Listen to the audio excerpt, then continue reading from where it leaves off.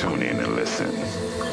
Queens on a mission, dripping the mic on Sunday nights, presenting you with 2020 visions. So join us this day and every Sunday night with the Mirror the Songstress on Blog Talk Radio, a for sure way to start your week off right. 2020 visions on Drip the Mic.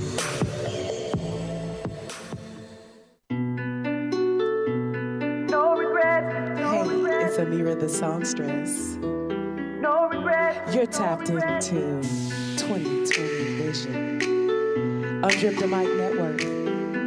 All is well. Stay focused. Hey, you guys. We made it back in here another Sunday.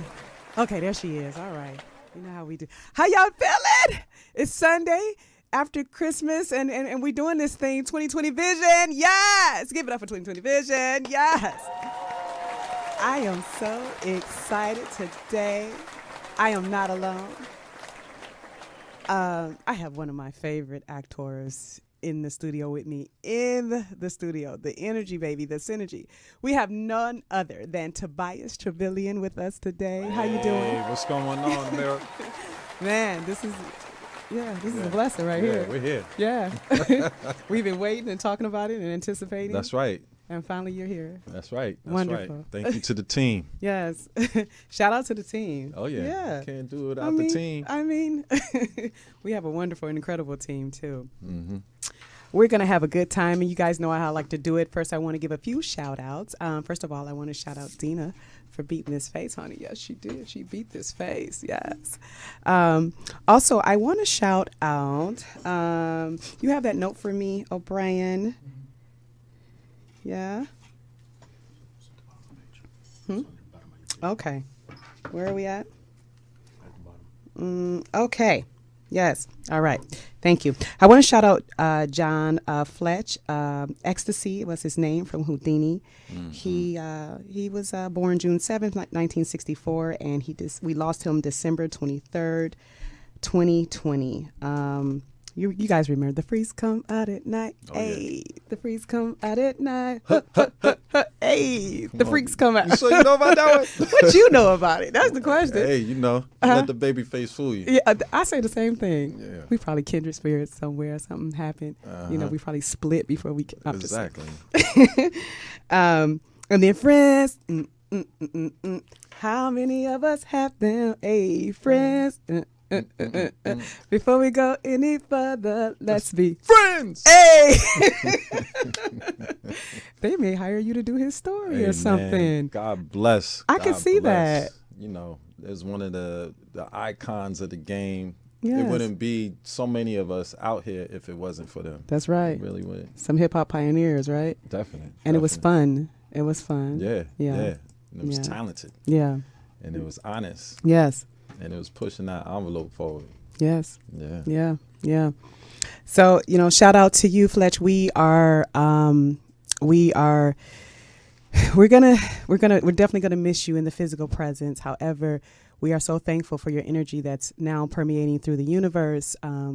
We love the energy that you gave while you were here in the physical, but we're gonna bask in the energy that you left here for us to pursue our dreams and careers with. And sometimes we have to understand that sometimes we're needed in the universe. Sometimes the angels are just needed back with God so that we can be stronger and that we can share more love and light. So thank you so much for your contribution to our art, and we will continue to celebrate you.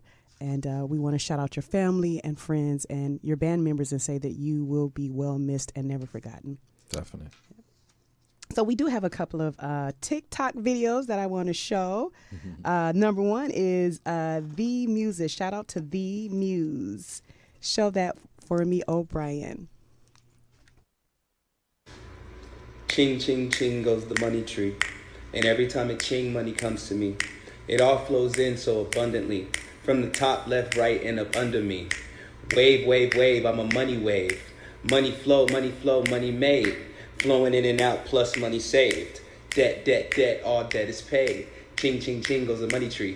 And every time a ching money comes to me, it all flows in so abundantly. From the top, left, right, and up under me.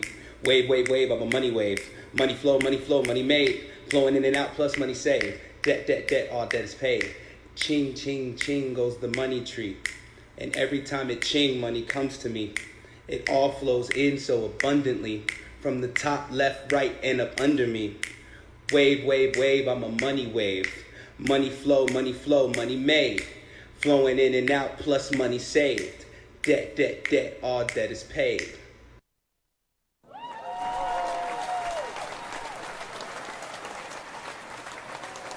So that's my new morning ritual. Ching, ching, ching goes the money tree, right? And they say money don't grow on trees, but it actually does. Hello. Think about it. Like, we make paper from trees. Yes. And then the leaves are green. Hello. Our money is green. Tell it. So actually it does grow on trees. trees. And then the trees wake up every morning to make sure that we have oxygen, to make sure that we have a good day. Exactly. And that's currency Yes. in itself. That's right. That's life currency. Yeah. So all we have to do is somebody wanted to call. So all we have to do is connect with the universe, connect with the earth. We are one. It's all energy. That's right. Ching, ching, ching goes the money tree. I'm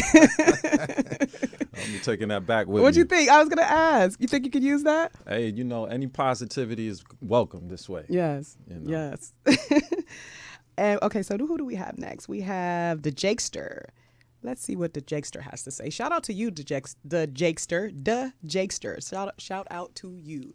Let's see what he has to say on TikTok. Show that for me, O'Brien. You may have heard white women are the standard, black women are the blueprint. This is because it always seems like white women are stealing things from black women, flipping it, and capitalizing off of it. Now, this goes all the way back to the oldest sex symbol I can think of, Marilyn Monroe. Marilyn Monroe is one of the biggest icons in American history, and she pretty much stole her whole persona from Dorothy Dandridge, a black woman who pretty much nobody knows of. Today, every girl wants full lips, a big butt. You seeing white girls go get their hair braided, laying their baby hairs, putting acrylic nails on. These are all features or things that were associated with black women and black women were looked down upon for doing that are now okay when white women do them. But even more than black women being the blueprint culturally, black women are the blueprint for the whole entire human race. Every person alive is the descendant of one common female ancestor. That ancestor was a black woman. Black women are literally the blueprint.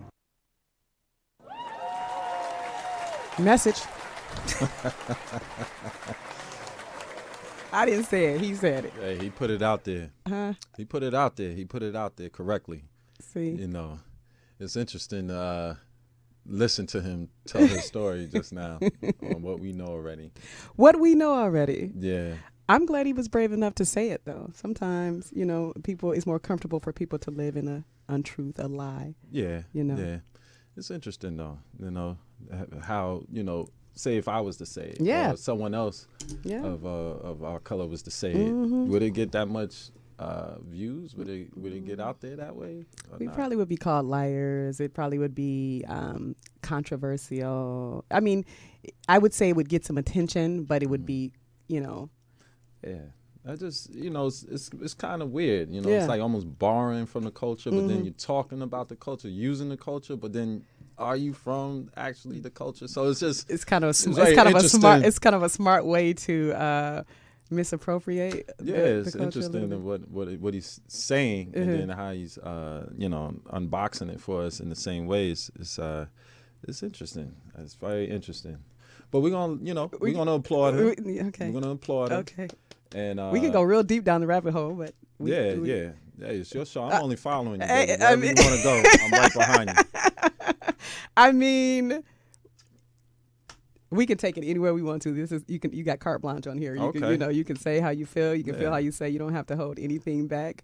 But we can go far down the rabbit hole if you want. Hey, we all know that the black woman is gold. Yes. And, y'all run things. Yeah. And we're a second place to y'all, because without y'all, we wouldn't have anything. So there's a theme here. We're filming tomorrow, so there's a theme here. Everything.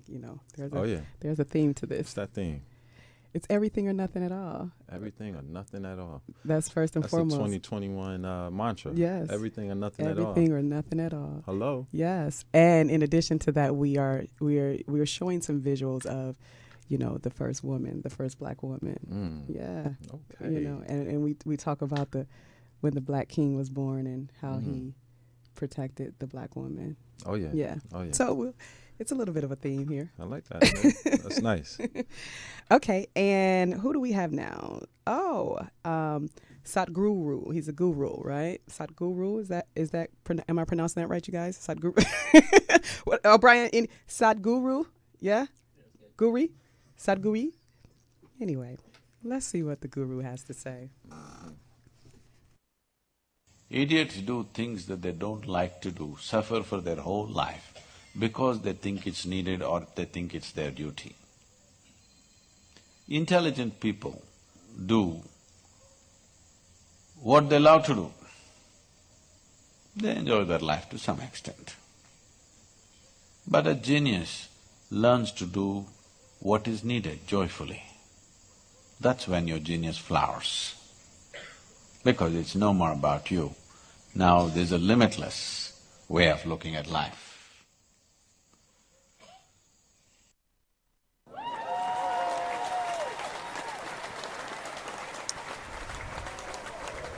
Idiots do things that make them unhappy, thinking they're going to get ahead, but they're really unhappy in their lives. Seems like what he was saying. And he said intelligent people do what they want, and they have some joy and happiness, but it's not all, joy.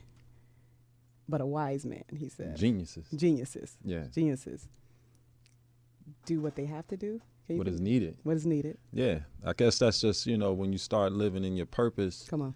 And you're living in that space, and you take the onus off of you, and you start doing things for your community or, your family or the people that are around you. Yes. Your purpose-driven self, it just, it grows. Yes. It grows, and, the work no longer becomes work. Yes. It's a love task or something. Yes, yes. Task on purpose. That was TikTok?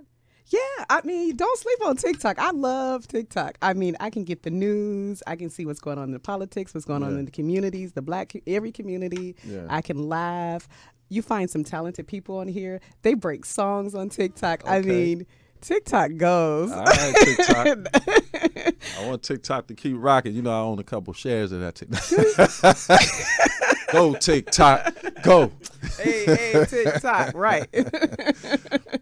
Yeah, I mean, that's why a whole section of this show is dedicated to TikTok videos. Seriously. All right. I like that. Yeah. And they do, I like it when they do, let's see if we have one of the voiceovers today. Oh, let's try Jade.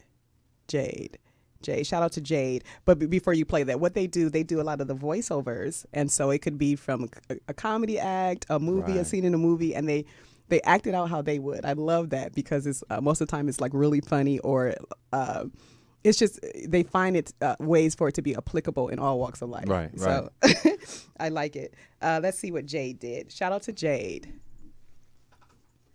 I want to keep this one. We gotta throw him back. I want to keep him. No, you can't keep him. I want to keep him. You can't keep him. I want to keep That was funny. Do you have that conversation with your ego sometimes? That was funny. You don't want to let go of some of your ways. She said pettiness was hers. I don't know. I don't think. Let me see. What argument do I have with my ego? I want to hold on to some of my ways that my higher self is saying. Let that go. Is it pettiness for me? Because hers was pettiness. What is mine? Oh, you know what? I like calling people on their shit. Okay. Yeah. I mean, So you want to stop doing that? What it is like I don't let anyone get away with nothing. And sometimes it's power in just being quiet, sitting back and watching people, give them the rope. Yeah, give them the rope. Yeah, But I want to be like, oh, you think you slick? I want to do that. So it makes me feel good to do that. I think we need that. And that, once again, that's going back to that black woman there. There's some women that going to allow you just to run amok doing wild stuff. Yeah. They're not caring for them. Yeah. But then you're going to have them women that going to say, not on my watch. Not on my watch. And then what they say, when you know better, you do better. You do better. Hey, tell them like it is. We ain't got time for in between right now. Right. We going into 2021, and either you on or you off. Oh, you off. I had a brand, get on or get under. Either get on the bus or get under the bus. Is that a clothing brand? It's many things. Okay, But in the simplest form it means to get on. Okay. And either you ride or you're not. Okay. So we don't have time for in between. I want to be on all the time. Hello. Yeah, and I want everybody around me to be on. Let's go. Yeah. Okay. That's so what I'm I'm gonna keep talking doing about. that. I mean, Yeah. because Go, Tobias go. said so. It's on. Okay, and the last one is from Conscious Education. Shout out to Conscious. Show that for me, O'Brien. I will not protect a woman that puts herself and me in danger on purpose. Like, why your protection of black women come with all these clauses and stuff? You made an argument about modesty of dressing and saying how that entices men. I must make it where this video you saying right now, if a woman is not dressed modestly, you believe that she's bringing violence upon herself, therefore you ain't gonna defend her? Let me know, man. You done respond to everybody else but me. So I'm just curious, where's the respectability? Where's the accountability? Where's the responsibility, black men to black men? I ain't gonna back you up on this one. I want the accountability and to let you know that you wrong on this one. Stop buying into the ratchet versus respectable binary, because any black woman can be seen as being ratchet at any time, which means the understanding of being respectable goes out the window, because as soon as you mark her as being ratchet, you make it rational for her to be the what? For her not to be defended. And in closing, I still want to know, if a man is enticed by what a woman is wearing, is he held accountable for what he does in being enticed? Or is it all the woman's fault for wearing what she's wearing? I want to know. Wow. Okay. That was a good one. Hey, he brought it home. Hey, He consciously. wrapped it all into one kit and caboodle and I brought it like home. that. Yeah. I'm not mad at that. Yeah. You can't have no. You can't. I learned you got to meet people where they are. That's right. Yeah. And sometimes people may be doing things that are out of order, but that doesn't mean you're not supposed to defend them. Right. That doesn't right. mean you ain't supposed to speak up for them. Right. That person deserves to get hurt or deaf sometimes, or all of these things, because they may not know any better, but you care for this person or you're with this person. Like, what type of person does that make you? Yeah, you're gonna be a man or not. Right. Like, oh well, she did X, Y. Oh, because her pants was tight. Yeah. Come on. Come on. Where we finding these people from? I mean, we come from a place where, just walking down the street was a crime, or just looking a certain way was a crime, or just looking at another culture was a crime. Just we go through from the same water fountain was a and crime. how we gonna do that to ourselves? To each other. Come on now. Come on. Can we get past that? Yep. It's 2021. We ain't had in between. We ain't had the time for no in between. I like it. Yeah. You get under, or you get on, or get you on or get under. Go. on. Just say go goo. Go goo. Yeah. Get on the bus or get under the bus. Either get on or get under. In the simplest form, get on. Get on or get under. I like it. Yeah. I'm gonna be saying it before the end of the show. Yeah. I'm taking it a little bit. I'm gonna tell you. I'm when I steal, I'm real honest about it. That's how we want it. I'm gonna tell you. I'm gonna take it. I'm pretty smile. Thank you. Thank you so much. Yeah. Don't have me blushing here now. Why? We're just working. Stop. Anyway, all right. I got to work with you tomorrow too. We're here to work. Okay, so you starting right now. Hey, nothing like the present. Nothing like the present. Like I said, you guys, I'm so excited that Tobias is joining us today. I want to read this commentary. We're going to get this show on the road. We want to celebrate this brother, and we want to know all about this brother. I call this one Diversity Hire. What makes you a diversity hire? Multi-talented, multifaceted, multi-dimensional, or because we're cultured? I say all of the above. And when you can meet and exceed all expectations, I would say that you're the best man for the job. Or your name is Tobias Truvilion.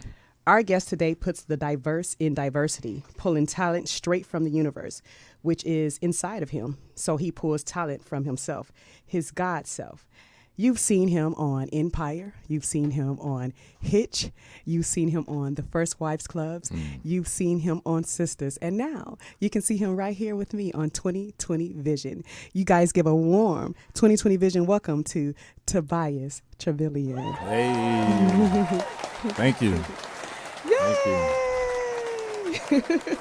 We're going to dig into your life. We're going to, Okay. We're going to get into your story. We're going to get into your business a little bit. All right. I love starting from the beginning. I know a lot of people know you. I know a lot of people are watching.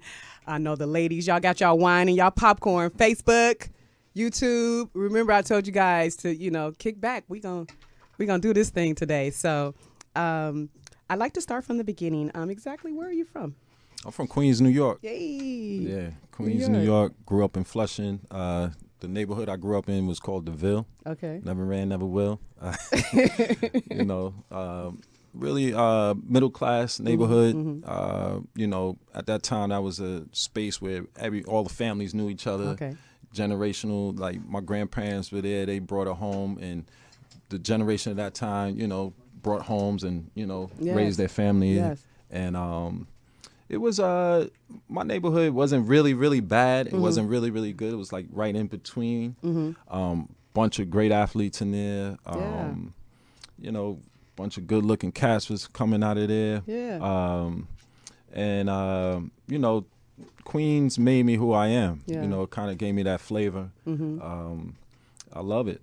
You know, you think about how the neighborhood was back in the day and how things are this way it is now. It's such a contrast. You know, just growing up, you know, normally tag, football, you know, playing in the street, you know, riding your bikes, you know, all that normal stuff growing up in city life.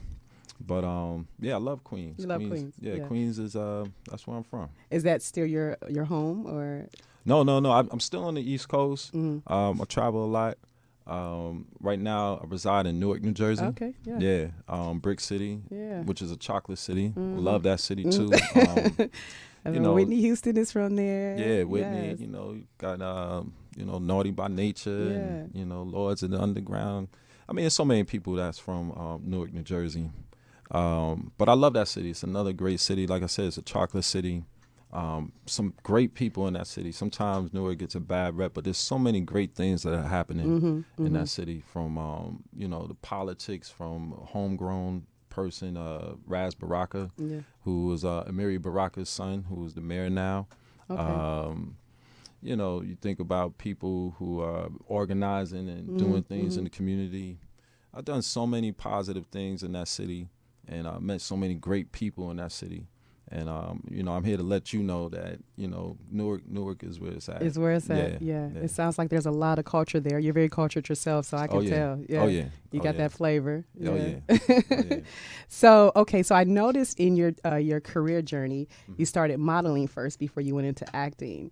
So how did that happen? Usually, you know, I'm not saying there's not male models, because usually there's definitely male models, but usually when we grow up as little girls, we go, I want to be a model, you know, especially if everyone's telling us we're tall and you know, we got a pretty face. Oh, you should be a model. How did that happen for you? Well, for me, it wasn't that. Okay. I mean, people had told me, you know, coming up, like, yo, you should try to model and stuff. You know, you kind of got this thing. But me being who I was an athlete. Football was my first love. That's what I thought. I was like, come on, man, I'm not doing that. Right. I'm not modeling and stuff. I'm not into that stuff, you know. But the story goes like this. I had a girlfriend at the time was going to Stony Brook University, which is in Long Island. Okay. And I would have to take the Long Island Railroad from Jamaica Ave and go out to Long Island. And I would hang out with her on the weekend. Her suite mates would be gone, and I get the chance to hang out in the suite and then go to the Commons and eat. Then I would go to the gym and ball and stuff. Suite. Okay, so is that another word for apartment or flat or? Yeah, well, it was a it was a campus living. Okay. So you had like 3 or 4 girls in a suite. Okay. And then she would stay, and then like her roommate, suite mates or whatever you want to call them, would go home for the weekend. Okay. So that was a nice time for me to come hang out.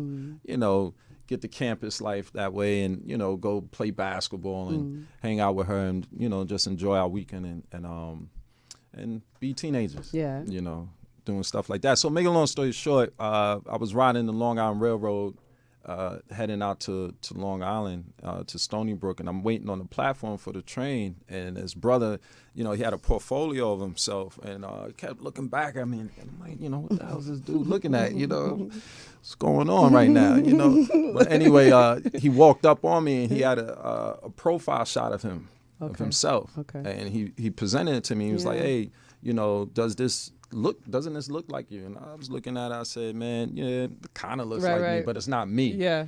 And it just so happened that he was riding the same train that I was, and we got on the train, and he just kept, you know, just encouraging me. He was like, Tobias, man, you could do this. I'm telling you, you could really, you know, do this modeling thing. Yes. You should really, you know, Yes. try to pursue this in a real way. Yeah. And he was the one that really pushed me over the edge, Yeah. where I went out, I took some money, and I got some professional pictures Pictures. taken, got a comp card, and that's really what kind of like set that journey off for myself, where I started really, you know, getting involved and starting to search and figure out my way in the fashion world. And then being in New York at that time, you know, you think about the neo soul Yes. and, you know, that kind of energy that was just happening at that time.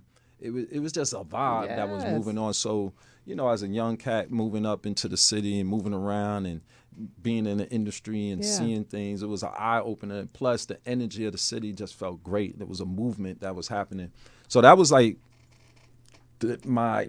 that's what pushed me over the edge to get Okay. some professional pictures taken. Yes. Now there was a lot that happened In between. before Yeah, I yeah, got yeah. to here, but that's exactly what happened. I mean, you know, his brother had his portfolio, and that train ride, you Changed your know, life. he really was just like, man, you could do this, man. He was like, you could really do this. And I used to see him a lot in the beginning, but after some time, I wouldn't, you know, a lot of people, you see a lot of faces, you Yeah. know, they fade in this game if they don't have the stamina or the endurance. I was gonna say, so you just probably catapulted to Yeah, the yeah, top definitely. and just kept going. Yeah. I mean, my career has always been a gradual uphill climb. Mm-hmm. So God has always blessed Yes, me. And it's yes. just always been that way for me, where, you know, the next step always led me to a greater step. It always led me to the next job that was better than the one before. So I've just been very blessed in that way. You know, not taking anything for granted. You know, there's been a lot of struggle with it. Yeah. I've had a great support system. I have great people that stepped up and you know, held me down when needed. You know, as an artist, it's not easy.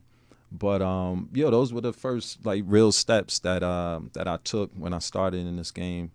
And I figured it must be really fun in New York because, you know, we still look at New York as the fashion Oh, yeah. capital. You know Oh, what I yeah. mean? And it sounds like it was that time when it was real hot. yeah, And you like I got say, in. man, you know, you think about mid-90s and that time, you know, it was a lot of energy. You think about like D'Angelo and, you know, you think about the bad boy movement and That your whole Rough look was in. Riders, Your whole you look know. was, you know. yeah, you think about just how, you know, that neo soul kind of flavor, brown sugar. Yeah. It was just a vibe, Yes. you know. New York was rocking Yeah. at that time, and you know, I was happy to be a part of it and happy to have that experience to kind of, you know, to be a part of that time, you know, in New York. Did you like the work? Did you like the, you know, the hours, the posing? That, you know, people, when you think about modeling and you think about taking the pictures, people just think it's all glam and glitz. You know what I mean? It's a lot of work. Yeah. Did you? No, it's how, work. How was you feeling? It was work. I mean, you Did it know, fit first you? you do what's natural, and then you know, I think about when I was a Ford model for a while. Okay. I was on the Ford board for a long time, and during that time, I was doing a lot of catalog work, and I used to look at some of the white cats that were out there, and you know, you have clients that book you a lot, and you know, models that might have had more experience, I would watch and how they would have to be animated and, you know, have to move for the camera and stuff. So those were places that kind of gave me a foundation when it Okay. came to camera angles and stuff like that, which I still use to this day, Yeah. even thinking about film work and stuff, understanding light, understanding where the camera is and Yeah. those things. It all came from, you know, that fashion, you know, foundation that I learned years ago, parts of it. So it's like always adding things into your toolbox, Yes. and you know, and just keep you know, being a student to the game and growing. Yes. And growing. So I imagine it translated into your acting career. What do you what do you feel like you took with you once you transitioned to an actor? What did you take with Yeah. you from even the camera angles? What you Yeah. know? Well, for me, you know, like there was a lot that happened from what I just told you when you know when a brother approached me on the platform, but early on, I started getting into the theater at the National Black Theater in Harlem. Okay. And I was doing a lot of commercials Yeah. and things of that nature. So when I first, you know, when you're in the fashion, you know, you look at a catalog. You know, you got like 4 white cats, you got 1 brother in there, and you got all the best looking brothers in Yeah. the city going after this one One job. role, yes. And you know, you open up your portfolio. Sometimes they might not even really look at you. They look at it and, you know, pass it back. But when I started going on acting auditions and realizing that I could bring my personality to the table and set myself apart, that's when it was like, wow, this really opened me up. I was like, oh, you know, because in the fashion world, you don't really speak as much, or you're not really, and if you're young, you're not really, you know, injecting your personality that way because you're just still learning and everything. But when I learned, and I started getting into the theater and started going on these acting auditions and starting being able to be myself in front, that's when the game changed for me. Yeah. And, you know, a lot has happened. Like I said, being introduced into the theater, that was one of the main things for me as an actor that gave me the foundation to be able to pursue the craft. Having a black theater experience, having good people around me, from Dr. Tier, from you know, Tunde Samuels. You know, these are like people that came up in the game when you talk about the Negro Ensemble Company. You know, some of our great legends that we admire and icon, they come from this world, this camp of actors and thespians that were, you know, broke and just doing the work in the 70s and the 80s. So I had some really good mentors from that camp, and that really schooled me to, you know, theater, schooled me to the black theater. And that was just, it was an eye opener. It was an eye opener, and I loved it. I loved it. I loved it so much that you're here now. I jumped all the way in. I'm like, yo, I'm doing this shit. I love it. But what sparked it for you? Because obviously, you know, you were doing the modeling, and I know you took things with you. But what sparked it? Just like, you know, you got on the bus one day and God sent somebody to you. You know, what sparked the acting bug? Is it a natural evolution? Well, it was. I think so. I think it's kind of natural for some of us. Just going from fashion to acting, and even just moving over to like photography and being a director and a producer. You know, you kind of, you know, you develop in a certain way.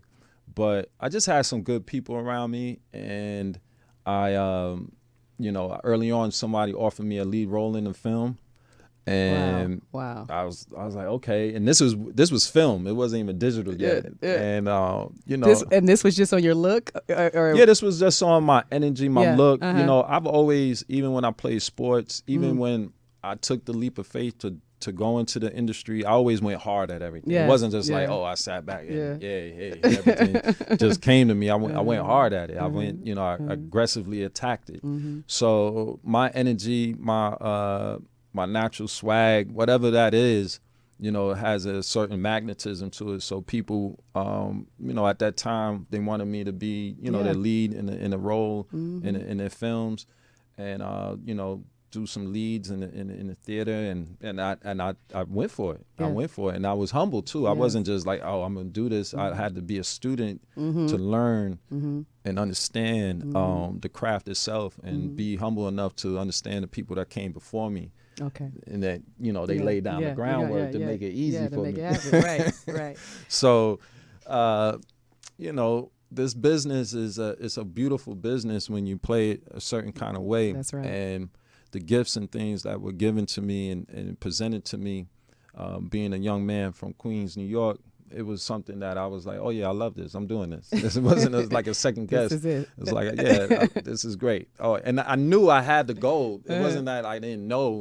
It wasn't something that I had to figure out. It was just about everyone else catching up to me. Right. And it's always been that way. It's always been, you know, I know I'm gold. I just have to, you know, it's just for y'all to figure it out. So your training grounds was hands-on. You didn't, you know, how did you study? So did you go to school? Did you take classes, or was your training ground theater? Yeah. Well, you know, the story is, I went to UCLA, right, the upper corner of Lenox Avenue. So, but yeah, you know, there's this game, this industry is a very hands-on type of industry. You know, you do learn hands-on. You do learn, you know, cameras and how to run the board and lights hands-on. You know, while you're in the mix while it's going on. Yes. So yeah, there were things that I picked up along the way, but I did have to study. I did have to, you know, go to class. I did have to attend these workshops. I did have to, you know, relentlessly reinvent what I'm doing for myself. I did have to relentlessly figure out how I'm gonna do this play, the same play I've been doing every night, how I'm gonna keep it fresh for myself. So it is a craft. It's not like some flim, you know, it's not like, you know, you just show up and it happens for you. You know, you have to be able to do the work, and that's what I've always been taught, is to do the work. Yeah, I feel like there's the talent, and then there's the skill set. So yeah, you got to have some skill. Yeah, we're all talented. Yeah, it's not a question. You know, we're black folks. We're talented. Very beyond our own measure. Yes. We are so gifted with what we have, and it's just about being able to present it in a certain way, being able to understand your gifts, and then also know your weak areas, places that you have to figure out and adjust and get better at. Yeah. So you have to stay. I'm always a student. I'm always a student. Yeah. Every gig I get or go on, every job, I'm sitting back. You know, when I'm on Empire, I'm watching Terrence, I'm watching Taraji. When I'm, you know, wherever I'm working, I'm paying attention. I'm looking at how Tyler Perry moves the crew. I'm watching how Tyler Perry, you know, lights the scene, and how, you know, he operates as a producer, or even watching him how he operates as an actor. Right. So it's always a lesson to be learned. Yeah. As you tell your story, I can see where the diversity comes in, because as I, did my research and looked at all your films and the television that you've done, I'm like, wow, almost every role he's a different person. Yeah. He's not going to be typecast at all. Oh, thank you. Every role you are a different person. Yeah. Every role, and you bring life to every character. Thank you. I appreciate that. Yeah. So I would like to continue to celebrate you. We have a video, a homage video that we like to show, and it's an homage to some of our favorite actors. Yes. And we just want to show that for you. Okay. Run that for me, O'Brien. And the Oscar goes to Halle Berry in Monsters Ball. This moment is so much bigger than me. This moment is for Dorothy Dandridge, Lena Horne, Diane Carroll. You just live here! Yeah, that's right, you better walk away. Go on, walk away, because I'm going to burn this motherfucker down. King Kong ain't got shit on me! I hear like you see, like that hummingbird outside the window, for instance. I can't hear, huh? You hear that? A heart just skipped a beat.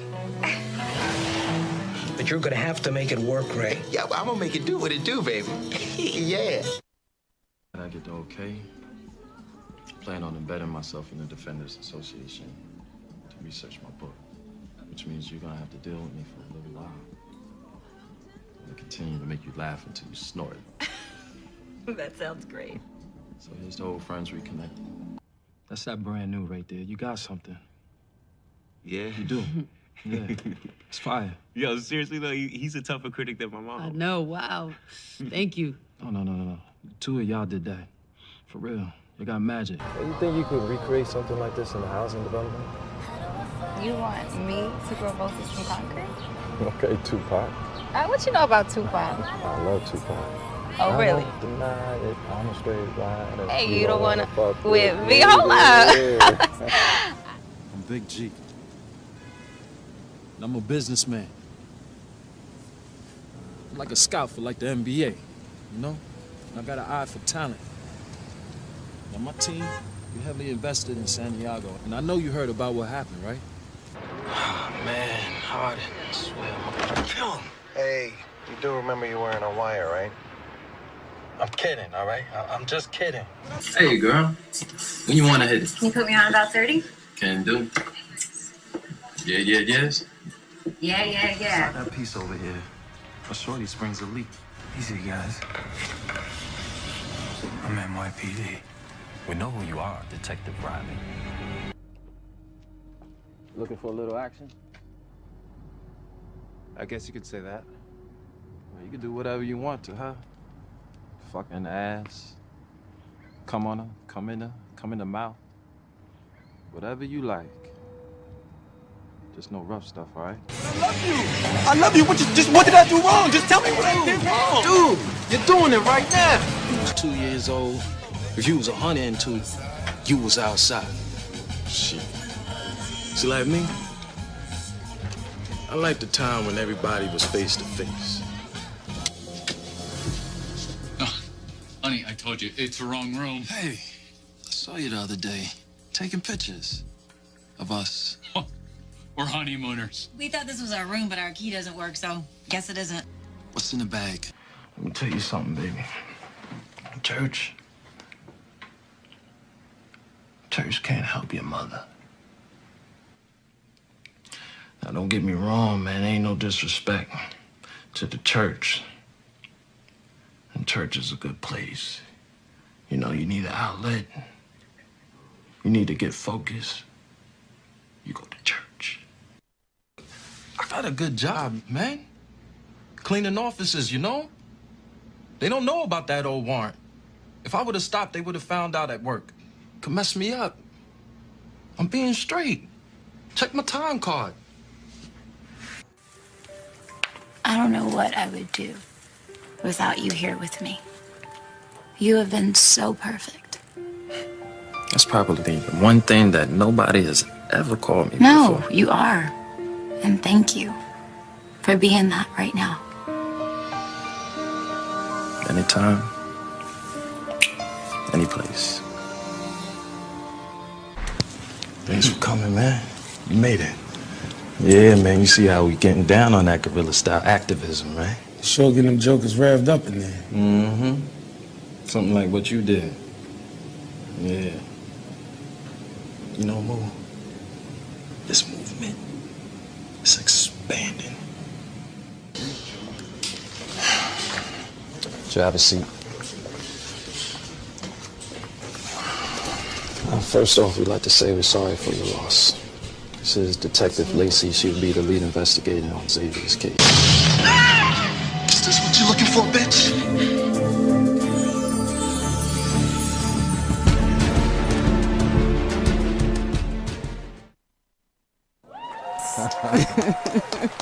Wow. Congratulations, you. Yeah. That was cool. That was real cool. Yeah. We want to celebrate you here. We want to propose a toast to you and your career. That's so nice.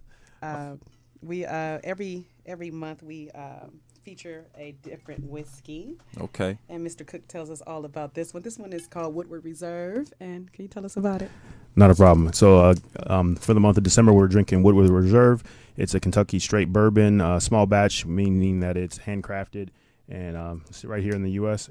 It's got a little bit of more of a bite to it than some of the scotches, and definitely some of the aged double or triple aged scotches. But it's a nice flavorful whiskey.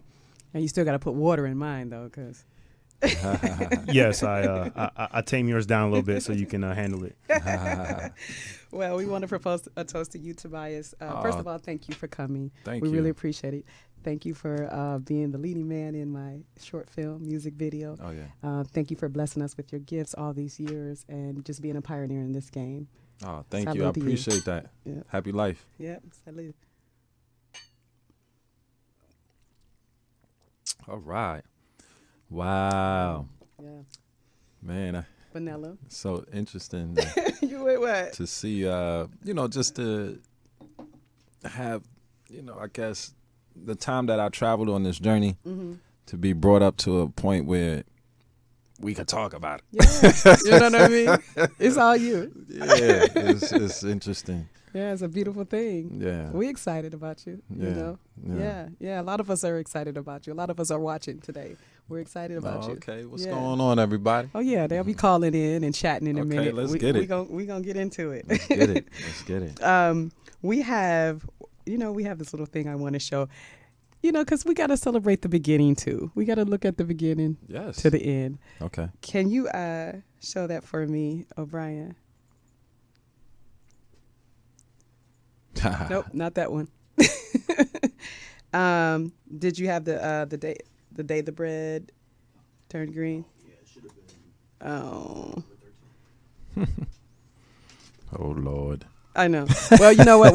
We'll do this one. We'll do this. Good. We'll let them get that. That's all good. We'll look at the model pics. Okay. We'll look at the model pics. I wanted to look at some of your look at you. How old were you? 10? Nah, not even. I was a grown man. Oh, you was a grown. Okay, I just got that baby face. Yeah. Mm-hmm. Yes. So in your modeling, oh my God, I can't. What? It's a surprise to me too because I didn't know what pictures they were. Wow, you are a beautiful man. Look at you, every angle. Thank you. Oh my God, I know my girlfriends are cracking up at me right now. You did really well. How old were you there? Oh man, I was easily in my 30s. Were you? Yeah. You look about 19. Yeah. By the face. Yeah, by the face. those were older pictures. Yeah, but I would say probably around 32 or so, 33. Yeah. Did we find the other? Okay, all right. Let's show this little snippet really quick. I just wanted the people to see where it all began. The master baker is very wise. If the bakers rule the world, there'll be no more wars. No more wars. If bakers Rule the world, there will be no more wars.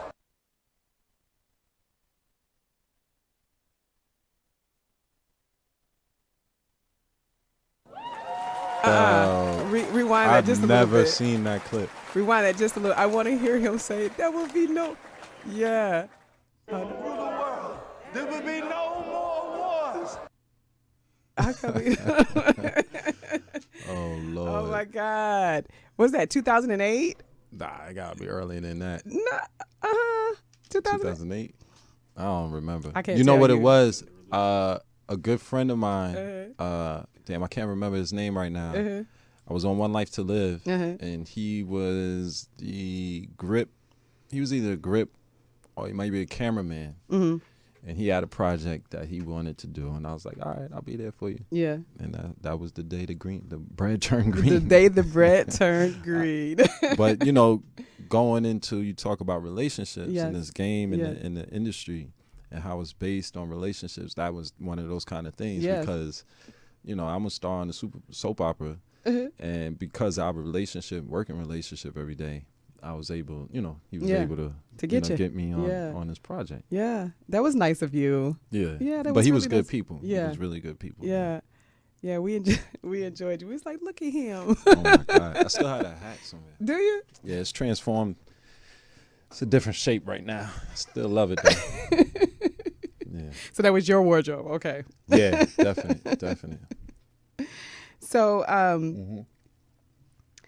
we were speaking on the diversity in your acting roles, right? Yes. And how important to you as an actor for you to get get to experience the different roles? How important is it for you to play different characters and not be typecast, as we were talking about before? Oh, it's very important. I've been blessed.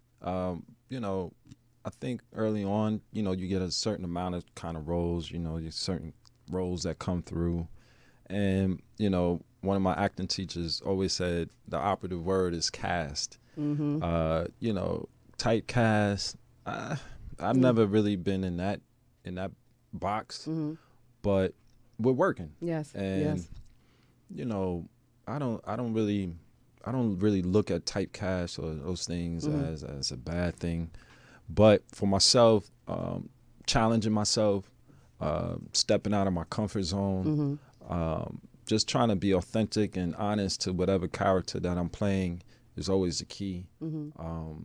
And through that, it's given me a range that people have noticed and been able to see, from the day that bread turned green to One Life to Live to, playing, psycho killer and person of interest to, cop roles and different kind of roles and, D major on Empire and all kind of different roles and stuff. But, that's what we do. Yeah. That's what we want to do. We play. Yeah, we want to play, and we want to be able to challenge ourselves, and we want to, get into different vehicles that we're not used to. Yeah. We want to stretch. So I've been lucky enough to have roles that have challenged me in different ways. Yeah, you've definitely been blessed because, again, as I was doing the research, I'm like, wow, he's been, all over the spectrum in regards to his roles and his acting. And there are still a lot of actors that don't get that opportunity to play different roles. But to me, I feel like there's a secret that you have.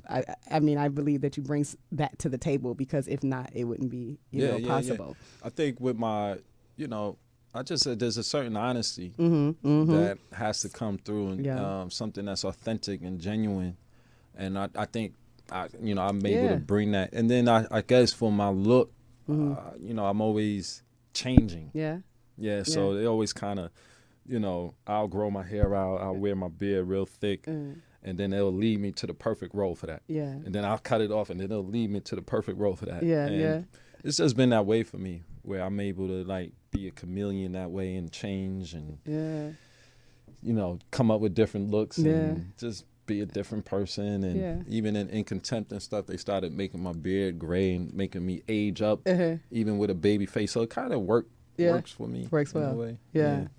I think you just told us the secret, just being able to be a chameleon and literally physically and spiritually changing all the time, always evolving. Always. Yeah. Always evolving. Yeah. Always evolving. My mind is always 3-4 months ahead. Like my mind is already in February, March. Yes. And this might even be because of the fashion, because fashion is always 4 months ahead. TV is always 4 months ahead. But my brain works that way. Yeah. My mind is already in March. Yes. I don't know if that's a good thing or not, but I'm always future pacing. I'm always looking ahead. I'm always looking for. It's really, I have to admit I have a terrible memory. I mean, I can memorize the hell out of lines, but I can't remember anything from my past, and it's so weird. Me neither. Like when I hear things from my past are very like glimpses. They're just little sporadic. Like even 2 years ago. Last week. I'm trying to tell you. I mean, it's like a glimpse to me. It's like because my mind is so forward thinking. It's weird. I don't know. People could be best friends. People I grew up with. You don't remember when we? And I'm like, yeah. Oh. Yeah, somebody hit me on Facebook a couple of weeks ago. You don't remember me? I used to have a crush on you. I'm like, I don't know what that is. What are we gonna do about that now? You might have to go sit on the couch somewhere. Figure out what happened. Why I can't remember anything from my past. I can't remember what happened 2 days ago. But I feel like that too, But the thing that I try to do is stop and smell the roses. So I try to okay, that good thing happened. Let me bask in that for a moment. Oh yeah, it's always about living in the moment. Always the present moment. I think that's a gift that acting has given me, is being able to be very present. Yes. Always present. Yes. And that's the only thing we have. Yeah. Amira. Yeah, the only thing we can control. That's the only thing we have. So the here and the now. Yeah, so we got to be a part of it. Yeah. Got to be here now. Yeah, knowing that the moment is the past. Exactly. That's of mine, Exactly. So we have your, I believe it's your latest film. It's not your latest project, just your latest film. Equal Standard. Ooh. Yes. We wanted to show a little clip from that because I really want to talk about that. I really want to talk about that. It's a very powerful film. Very proud of that film. Okay, wonderful. Yeah. Good. Can you play that for me, O'Brien? Try to go be a good cop. There's not many of us left. I just stopped by to see my daughter. Another young black male dead in his 20s due to the lack of training in the cop building. They come in our community, they kill our young black men, and they walk out without a scratch? Fucking finish your life right now, motherfucker. We have to blame ourselves too sometimes. What you talking about? Them white cops are scared too. Floor seats for the next couple models long. Especially with all this shit going on, these police keep killing us out here in these streets like this. Police! I'm a cop. You got a badge. Let you talk to people like that. Step back! Step the fuck back! What are you gonna do about this motherfucking nigger cop that shot my son? You your eyes open. Not everybody's in favor of the turnout.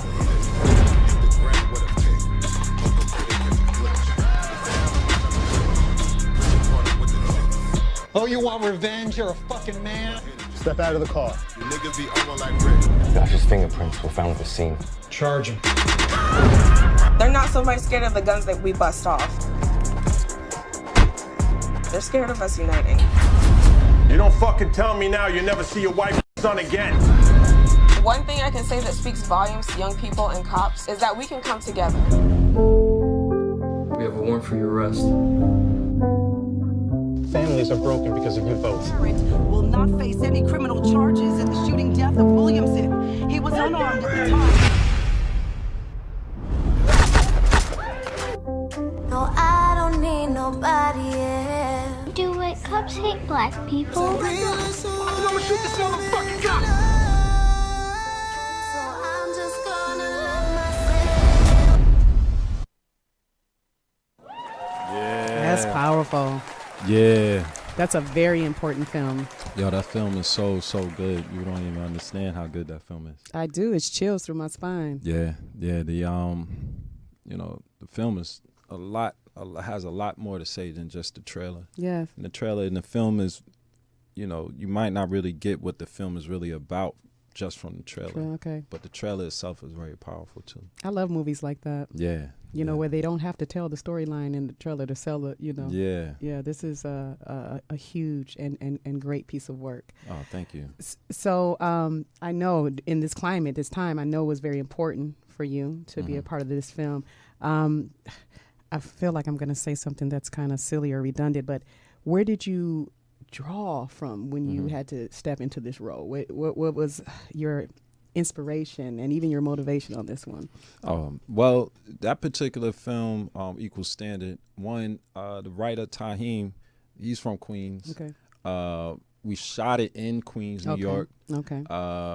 You know, Tahim and I, we have we have a relationship and stuff. So we, you know, we build on our rapport. So, you know, a lot of the elements about that film, from the environment to the language, to just the cast and the crew, it really fit really well for me. Okay. Everything like kind of fell into place for me as far as playing Detective Chris Johnson. Okay. When you think about just being a black man in America, you know, getting up basics, every day, right. yeah, there's Just plenty to draw from. Right. There's plenty to think right. about it. I almost didn't want to ask the question, but I know you have a deeper level to it. So, yeah. So you know, at the end of the day, that film is, to me, is at its core is about family. People wanting to get home to their family, take care of their family, and who doesn't want to take care of their family? Right.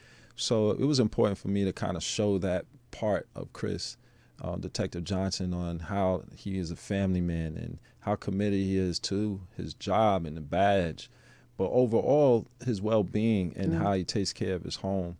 And you know, that's me. Yeah. You know, that's the type of person I am. So when you think about that kind of spirit and that kind of personality, it was already kind of embedded in me that way, as far as community being united and having that family kind of structure. So it was just one of those things, like I say, from the writing, from the environment, everything from Ice-T to Tretch. You know, there's a lot of my friends, Selena Johnson. These are people I know. Yeah. We were very comfortable with each other, right? We're working with each other. Right. So very proud of that film. Yeah. When I set off, you know, to kind of segue back to what we started when I started the fashion. But when I started in the fashion and I went around to the neighborhood and talked to my people and friends about, yo, this is what I want to do. This is, you know, I need money to make this happen. I need bread to make this happen. It was always with the vision in mind that I was going to be in a lead in a super powerful global type of film that that could set the difference. And that is that kind of project for me. So it all, you know, kind of circles back and, you know, just comes home to me for me because I'm really proud of the film, and I think anybody that sees the film, they'll really enjoy it. And when I set off on this journey, 20 plus years ago, that was it was always, I saw that. I could see that. Yeah. I still have other things in my vision and dreams that are clear to me, but that was definitely one of those ideas. One of your manifestations. That was like, yo, I'm gonna be in a major film. Yeah. I need that $5, my man. Come up off that. Yes. It's an investment. I know Yes. you don't understand investments, but Right I'm now, gonna teach you but you'll see. Exactly. Yeah. So everybody, please go out and check out Equal Standard the movie. You could go to equalstandardmovie.com. Okay. It was released independently. Soon to be probably on all the major platforms, and just check it out. Yes. It's $9.99. It's a independent film, Black producers, and for us, by us, and it's a really powerful film. It's a powerful film. So you said it's going to be available on all the major platforms? Yeah, working out some things now. Okay. But right now, like I said, it was released independently. Okay. So you go to Equal Standard. The name of the film is Equal Standard. And you go to equalstandardmovie.com. Okay. Yeah. Hear that, you guys? equalstandardmovie.com. Yeah. I will be watching that tonight. Oh, yeah. So, Please do. Please enjoy. So then we can talk sure. about that on set tomorrow. Yeah, we can talk about it on set tomorrow. We're going to have some things to talk about. Right. Right. You better leave me alone. Stop it. Okay, I'm trying to get through this interview. It's all okay. good. You gave me the whiskey. I mean, I was hoping it subdued you a little bit, but I think it went the other way. That's all good. Speaking of energy, though, it seemed like the energy on the set was, high but intense. Oh, very intense, very intense, man. When you see Tretch's performance in his Tretch is my brother, yeah, and quiet as a cat, Tretch is a really, really good actor, and he created his own language in this film. I can't wait for you guys to see it. Yeah, he's like the comic relief a little bit in a certain kind of way. Good, but between Taheem, like I said, Selena, we did a proof of concept. 2-3 years prior to actually shooting a full feature-length film. So we had already built on the chemistry a little bit. Yeah. And Taheem, thank God, the type of writer, producer that he is, he writes to people. Okay. So he wrote the film to me. To you. So it was like one of those things that's why he made it. Yeah, he made it fits like a glove. Right. Yeah. Right. You would have did it anyway because we done seen your work, but the fact that that was tailored to you, that's beautiful. Yeah, I can tell. How was Ice-T? Like, how? Oh man, that's the big brother right there, Ice-T. You think about trailblazers, people that's been doing it before. Yeah. Ice is one of those cats that, lay it out straight. They gotta tell you. And, we out west and stuff. Yeah. He's always gonna give it to you straight. And, I'll give you one quick moment. Okay. But when we did the premiere, Ice-T and Havoc from Mobb Deep, because Taheem, the writer, is actually from Queensbridge, and Mobb Deep and everybody's from Queensbridge and stuff. Yeah. And after the film, Havoc comes over to mind you. These are my idols. Right. I'm a street cat from Queens and stuff like that. And Havoc grabs me over by the shoulder. And he's like, "Yo, man, I was watching that film, and that's my boy, and I'm real critical watching it." He's like, "But yo, you made me forget I was watching a movie." And I was like, wow, like, he said, he grabbed me, brothers be drinking and stuff. Like, yo, man, you made me feel like made me forget I was watching a movie. And, that hit home for me. I was like, damn, that's my, like I said, these are my idols and stuff. Ice-T, man, being able to speak to him, call him, rap with him, like, come on, man, I'm living the dream. Yeah, you seem like it, and you're enjoying it too. Yeah. Yeah, we're excited. We're proud for you. We're proud of you. Yeah. Okay, we got chatters. Yeah, let's see what the chatter's talking about. Chatters. Yeah. So some people like to call in. Okay. And actually talk with you. And a lot of people, they're watching, like I said, on Facebook, YouTube. We're on Facebook right now? Yeah, we're streaming live on Facebook, YouTube, and Twitter, and Periscope. And then the IG people, they like watching behind the scenes. Okay. Yeah, we got Gary Bonslater. He says hello. We got Shanice joined. It's a lot of people. They probably been talking this whole time. It's hitting on all levels. Nicole, man, we're up in here. Everyone's everywhere watching. We're spread out, but we're watching. And then we're also on Blog Talk Radio on Drip the Mic Network. And so they're listening on there as well. But on Facebook, Jonathan Robinson, he says, hello, happy holidays. Facebook, Rodney F. Cruz, he says, good evening and happy holidays. Everybody's wishing happy holidays. Nice. And Walter Hardison, he said, good evening as well. Happy holidays. Yes. Happy Kwanzaa. Yeah, you guys call in and talk to the brother Tobias. You know, y'all know who he is. Y'all done seen him on everything. Oh, yeah. You know, he's doing his thing. And then he's also going to be joining me tomorrow as the leading man in my new music video / short film called Everything. I love it. And we're about to have a great time. We're going to be shooting for 2 days with you. Oh, yeah. Maybe we can squeeze in something in the morning on Wednesday. Whatever you need. We'll get it done. Look at me. You get here and I'm asking for extra. Anyway. That's all good. Okay. So, chatters, comments. You know what? So this is what I wanted to do. I haven't picked the scene. I wanted to pick the scene, but I want you to pick the scene. Can we do like a reenactment of your favorite scene? And then, but you got to put me in it too. Like I want to have a part. Like,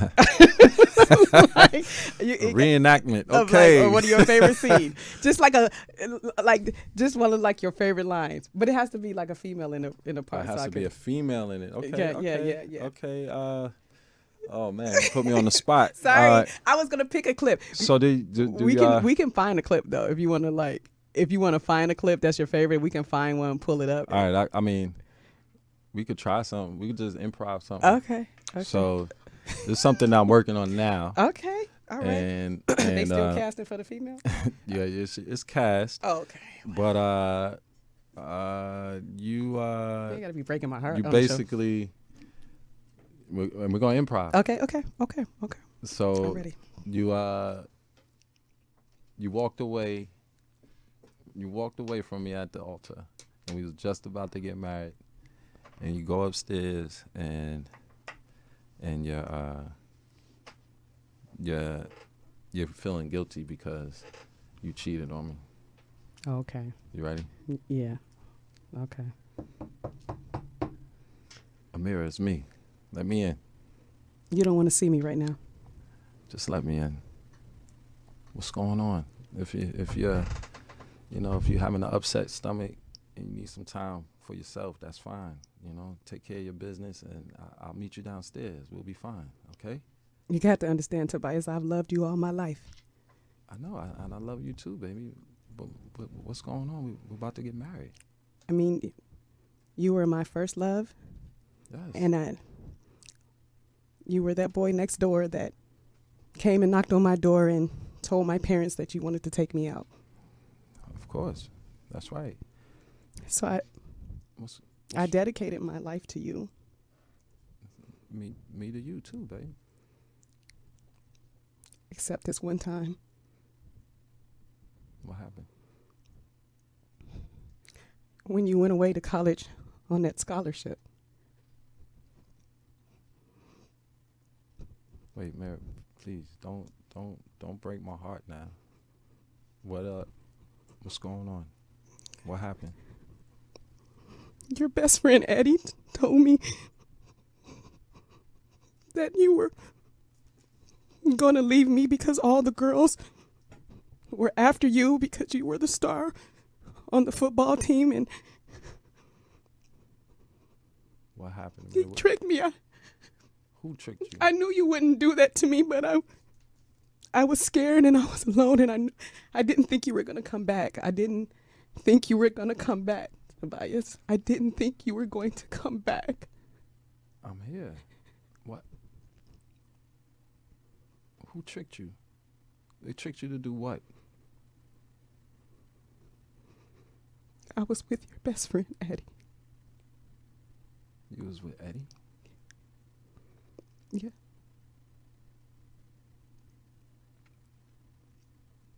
You cheated on me? We were so young. You were gone. You cheated on me? It didn't mean anything. It didn't mean anything. Wow. But I can't go through with this without telling you the truth. Tobias. I knew something was wrong. I knew something was off. I just couldn't put my finger on it. I gave you everything. I take care of you. I give it to you. Before you can even think about it, I give it to you. This is how you treat me? We got a house full of people down there, and this is how you treat me. I couldn't go through with the lie. I couldn't start our life with the lie. It's because I love you, that I walked away. I love you. Who is he? It's always you. Who is he? Who the hell is he? I want to know who is he, goddammit. You know what? Who the hell is he, goddammit? I want to know what the hell's going on around here.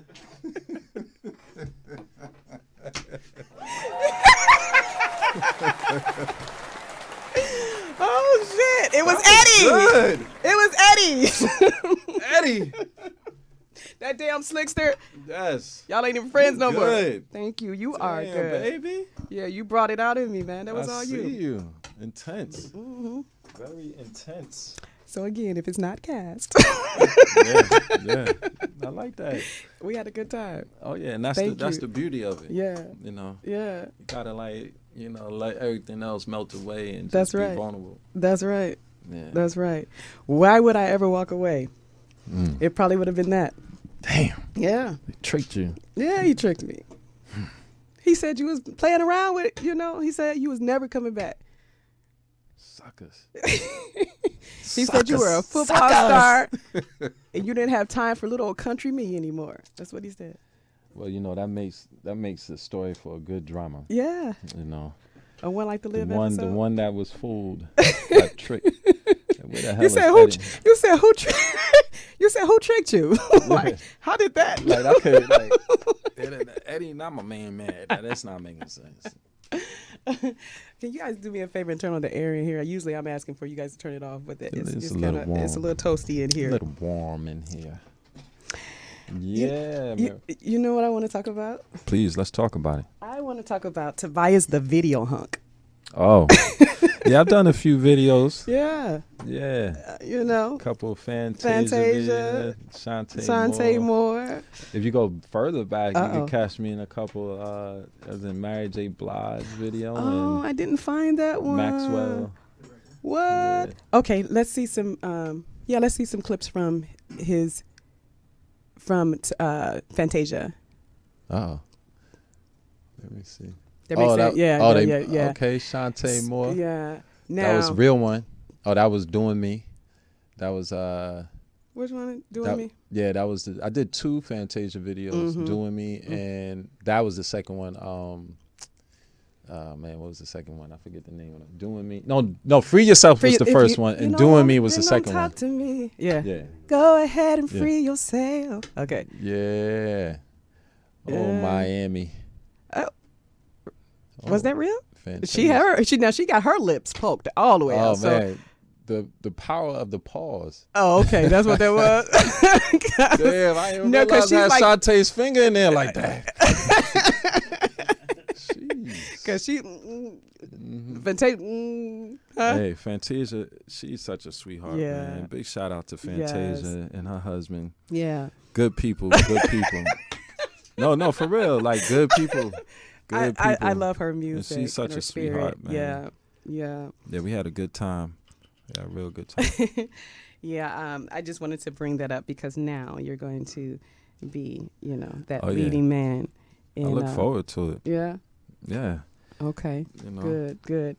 When so was it an agent thing or was it something that you wanted to do in regards to music videos, R&B, singers, or was it kind of like an agent was like, hey, you would work perfectly for these music videos? Well, I think from what I remember, Doing Me, no, Free Yourself.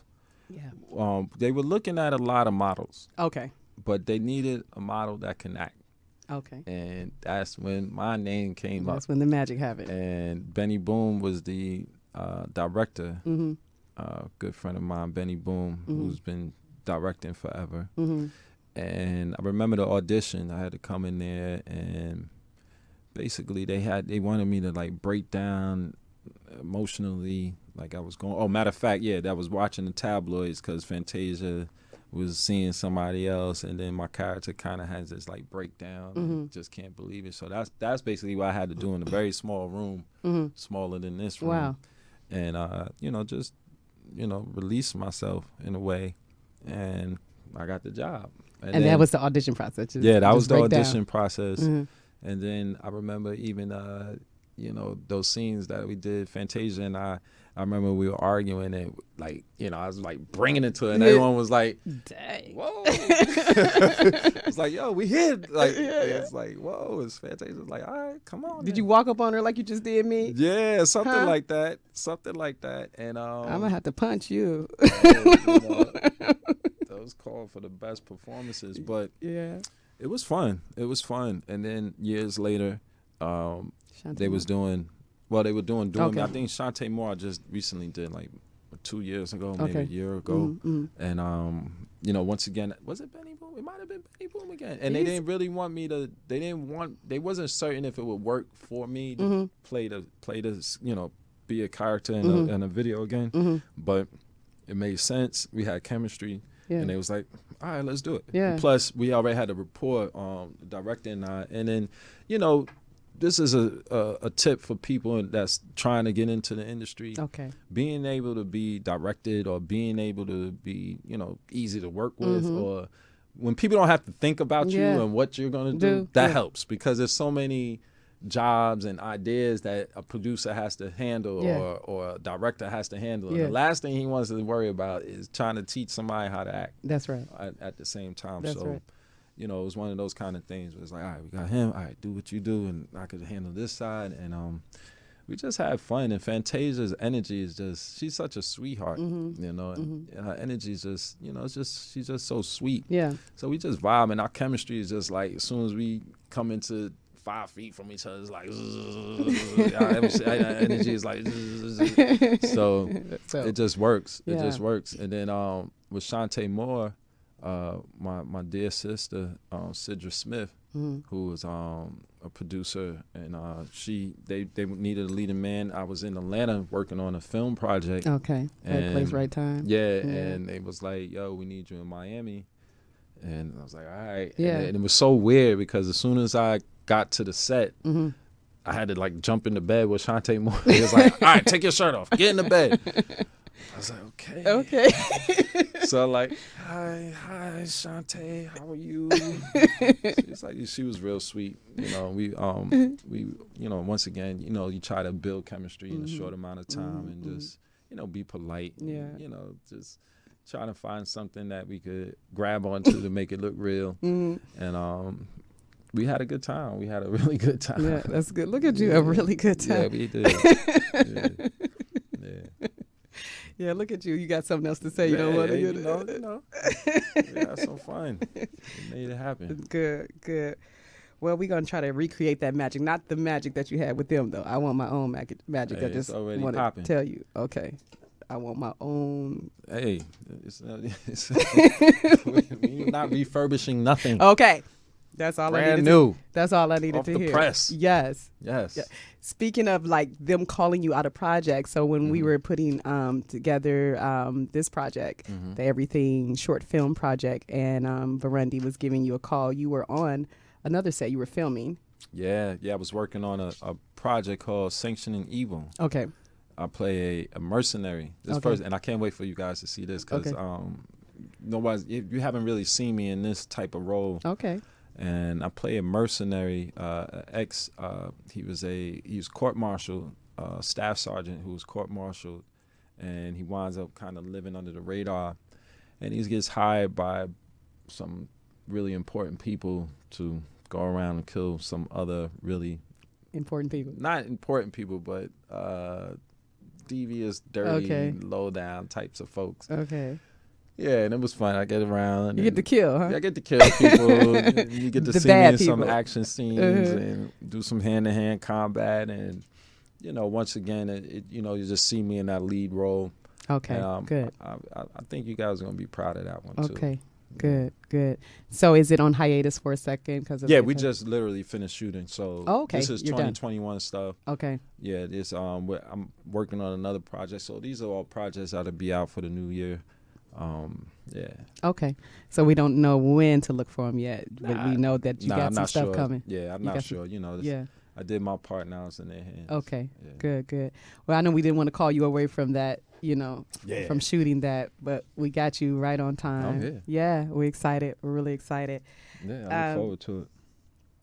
Now you said 2 projects coming out in 2021. Yep. Well, yeah. Do you think about Equal Standard was released this year, but it'll hit a major platform next year, and then we're talking about Sanctioning Evil. And then this new film, what is the name of the new film? So you said you're forgetful. Yeah. That's because you do so much. But this new film that I'm working on with Carrie Hilson and Tank. Oh. Yeah, that should be, that's called Lust. Okay. And that'll be out in the new year. Is it music based? No.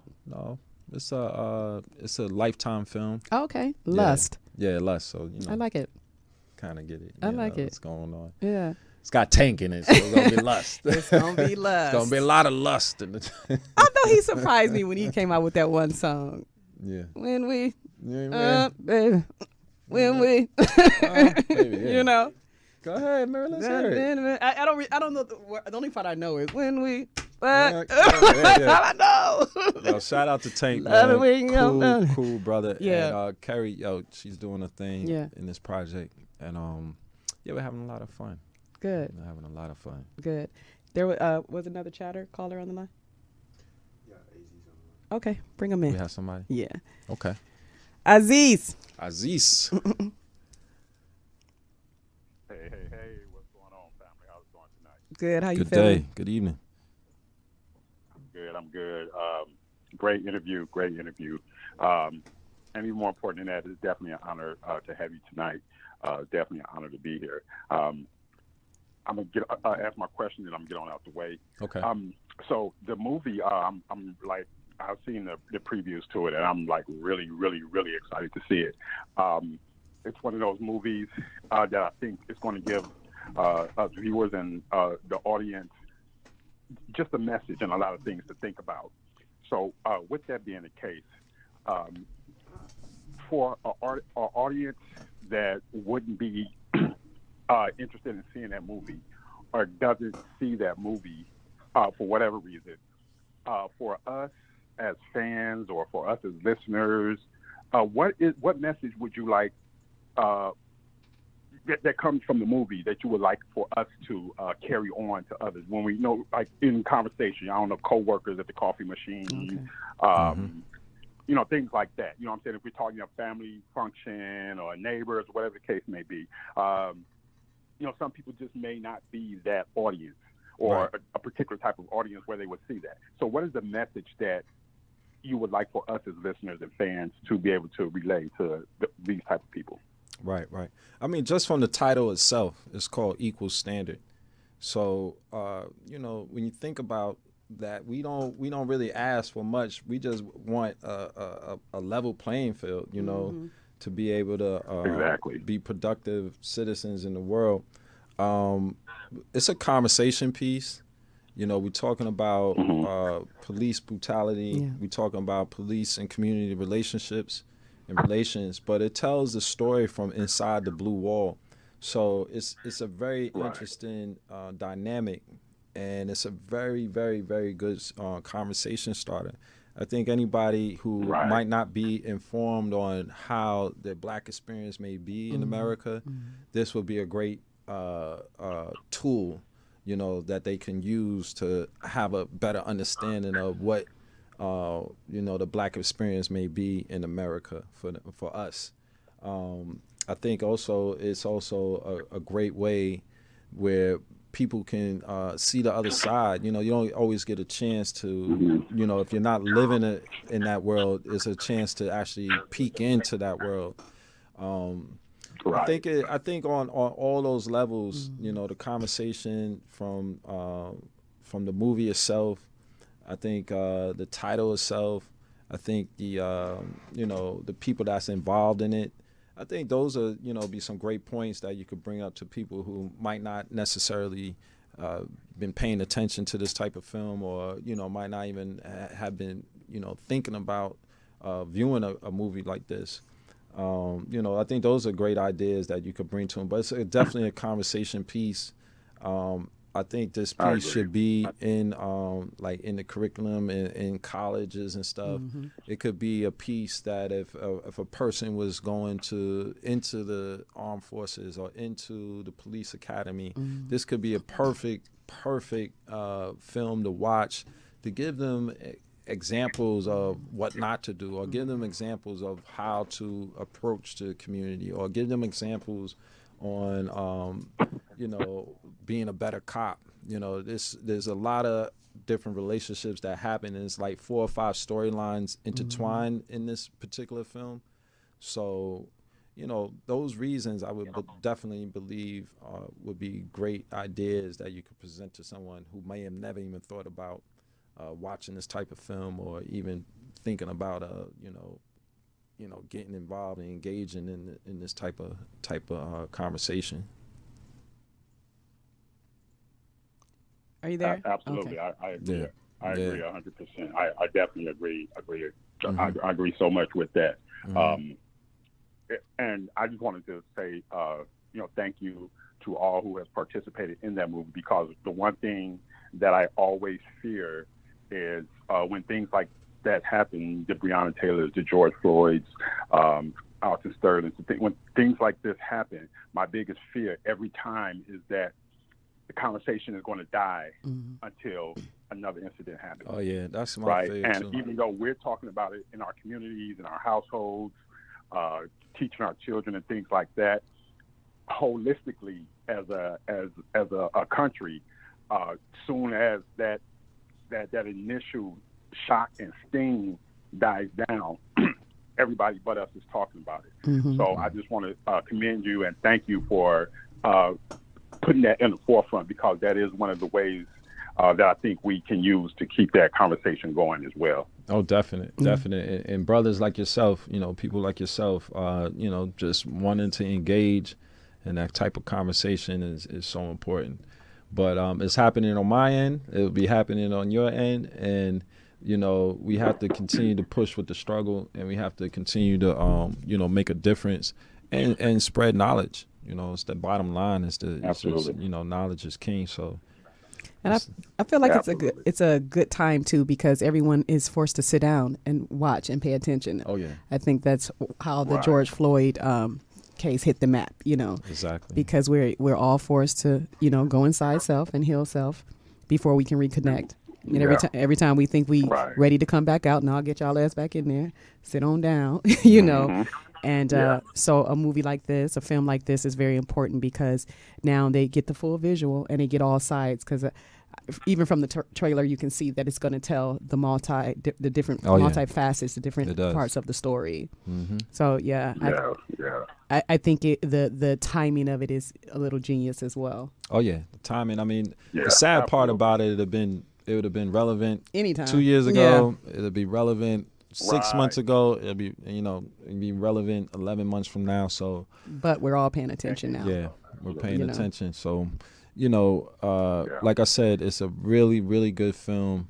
For us out there, there's an upside. I don't want to give too much away, but because sometimes those images and certain things it's heavy. It's a lot of trauma. But this film, I think, gives us a place where we actually can release, where we actually can, let it out in a way, and also, see ourselves in a good light. Bottom line, and maybe winning. Winning, exactly. So you definitely get that from Equal Standard, and like I said, I'm very, very proud of this film, and I promise you won't be disappointed. Yeah, I don't doubt it. I don't doubt it at all. I've been a big fan for a long time. So I just want to wish you many blessings in all of your future projects. Oh, thank you. And again, thank you so much for honoring us with your presence today. Many blessings to you, and may God bless you. Thank you kindly. You too, brother. Aziz, did you get to watch him on Empire? You know what? I don't get into the empire and the what I'll get out their way real quick. But what turned me off from that was it was something else that turned me off. I think it was like all the love and hip hop hoopla. I'm not like a reality talk show guy, and like if I'm on social media or something, all of that is intertwined with the reality show thing. And so what happens is once I saw that, I just got turned off about it. I just never got into it. I've probably ever seen 3 episodes in my life of you need to go back. No, Empire, not Power.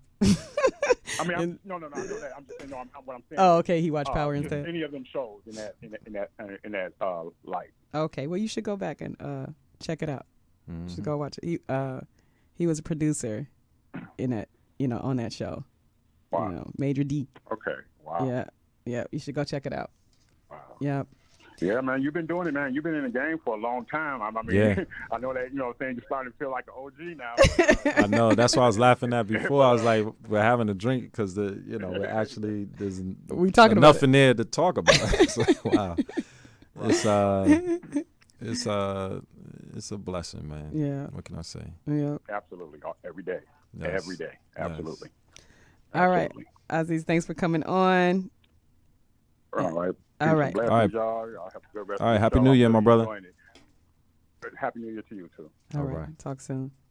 So the other person hasn't raised their hand? Okay. Wow.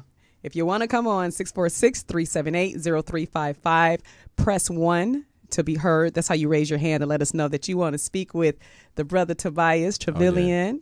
He's going to be getting out of here in a minute. So, we'll give you guys a couple of more minutes to get in here. Otherwise than that, I want to show his website so they'll know how to contact him. And yep. Thank you. Yes, and yes. As well as I want you to say the movie. It is, hold on, let me try to, it is equalstandardmovie.com. Oh, yeah. That's where I will be going tonight to watch, equalstandardmovie.com. And I want to talk about it when we come back next Sunday. I want to talk about, so everyone that's watching it, chime in with me. It is a very important film. We're excited. We want to see it. We want to hear all the different stories, all the different angles, and everyone is having a life experience. Everyone's having their own life experience, and where we may think that, okay, Black people, we know we got it bad. We know what's going on with us, but we also want to know what's on your mind. What's on, when that person does have his knee on George Floyd's neck, or when we are yelling, we can't breathe, and that makes you get on us more, hurt us more, oppress us more when we can't, breathe. What is that? And we want to know what that other mindset is. And we often hear they're scared, they're worried, they're threatened. Where does that come from? You know what I mean? So I have a sneaking suspicion that this story is going to tell us all facets. Yeah. We get the peek in there. Yeah. So I will be. I'll be watching that, and I want to talk about it when we come back next Sunday. I definitely want to talk about it. We got the website up there. You guys know how to contact him. Also, what about his IMDb? Did we have that? Go check this brother's filmology out. Or filmography. I'm sorry, out. Go check him out. I said ology. It is an ology though. It is a science. It is a education behind it. Filmography. Wow. Yeah, look at that. Hitch. Man, delirious. Like, look at that. It's I think it was like 54 IMDb. 54? Yep. Damn. 54 credits on there. All right. I'm just getting started. Huh? Oh, that's only film. Just getting started. Yeah. Right. Okay. Yeah. So check out his filmography on IMDb, and get into this brother's story. There's much more that we can talk about and cover. Anything you want to say that I didn't cover? I mean, there's so much that I do. I mean, we talk about community work. Yes. Work that we do with the inner city. Yes. Especially when we talk about Newark, New Jersey. Yeah. Right now during the pandemic, the city has been feeding the community. Okay. 5,000 meals go out every Wednesday. Wow. That we pack and Yes. deliver to Yes. the people, to the elderly, the people in need. You know, just before the pandemic, you know, we had a arts program. Okay. Year-round arts program, a partnership with Drew University, where we had our theater kids from the inner city get a chance to go up to Madison, New Jersey, which is a liberal arts school. Okay. And, you know, take on theater and Workshops. learn the craft and stuff. And then during the summertime, they would actually spend weeks up on campus and get a chance to get the campus life experience, and we were able to get them paid. Okay. You know, so they were able to make money while learning their art. You know, I actually have another brand called True to the Core. Okay. True to the Core, you know, I'm plant-based now. I've Yes. been plant-based for the last 3 years. Yeah. So, that's why you I know, brought just fruit and water. talking about, you know, living healthy, taking care of ourselves. Yes. Is something that's big to me. Okay. I'm actually an excellent cook. Oh, right. And I've been, you know, helping people with their journey, with their lifestyle and their foods and stuff like that. So that's been part of the brand, True to the Core brand. And with the True to the Core is just that you always check in with yourself, mind, Yes. body, or spirit first before you make any decision. Always stay true to your core. That's right. So it's like a mantra, but it's been a brand that I've been spreading out and helping people. Yeah, I've been producing. I'm also a really good photographer. Oh, So, really? yeah. So I've been, you Now know. I've been on like 10, 11 now photo shoots for this project. Where were you? Hey, You were filming. I Never laced mind. you up. I laced you up. You were filming. Okay. Yeah, so you know these are some of the things that make up the man that you see. Yes. You know, mainly spirituality, mainly community, family. You know, these are the things that make me who I am. Music is a major part of my makeup. Do you produce music? You No, sing? just music in general. Okay. I love soul music. I love funk. I love you know real music. Yeah, real singing. Yeah. So you know, being involved, being a star, you know, being a family person, all these things make me who I am. Directing, directing and producing. Yeah, I've been directing. I've produced some films and stuff. So it's always a constant, you know, growth.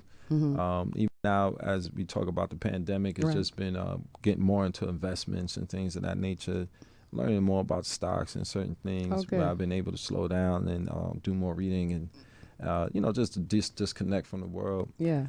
You know, these are all the things that like, you know, make me. We could go into all this stuff because I love it so much. Yeah. No, we love it here. Everything that you said is what this show is based on: music, acting, comedy, and spirituality. Exactly. And that's why we call it 2020 Vision. 2020 Vision. Yes. Yeah, so you know you gotta have a 2020 vision coming up for this new year. Yes. And then if you even think about the spiritual trip that we're on right now, you know, it's important for us to be, you know, focused, whole with ourselves first. Yeah. You know, you know, work on those weak areas. You know, this is a spiritual trip that we're going on. So they call it a pandemic. I call it a healing. You know, they call it a race war. I call it an uprising. You know, let's talk it. You know, let's talk it. And we have to heal self. We have to go inside self, heal ourselves before we're able to reconnect. Rebellion. It wasn't a riot. It was a rebellion. Okay, come on. Hey. So, you know, these are the things that we do. I feel like you're holding back. Community mobilizing, organizing. You know, this is the stuff that we do. Yeah. And then along the way, you know, we get a chance to, you know, create some fabulous art at the same time. Yes. Yeah. I believe that, you know, education is key, you know. Edutainment is key, you know. I think that we need to use our talents. You know, you were talking about Black people. We're just multi-talented. And you were, you know, speaking about that earlier. So I do believe that we should use our talent as vessels to take us higher.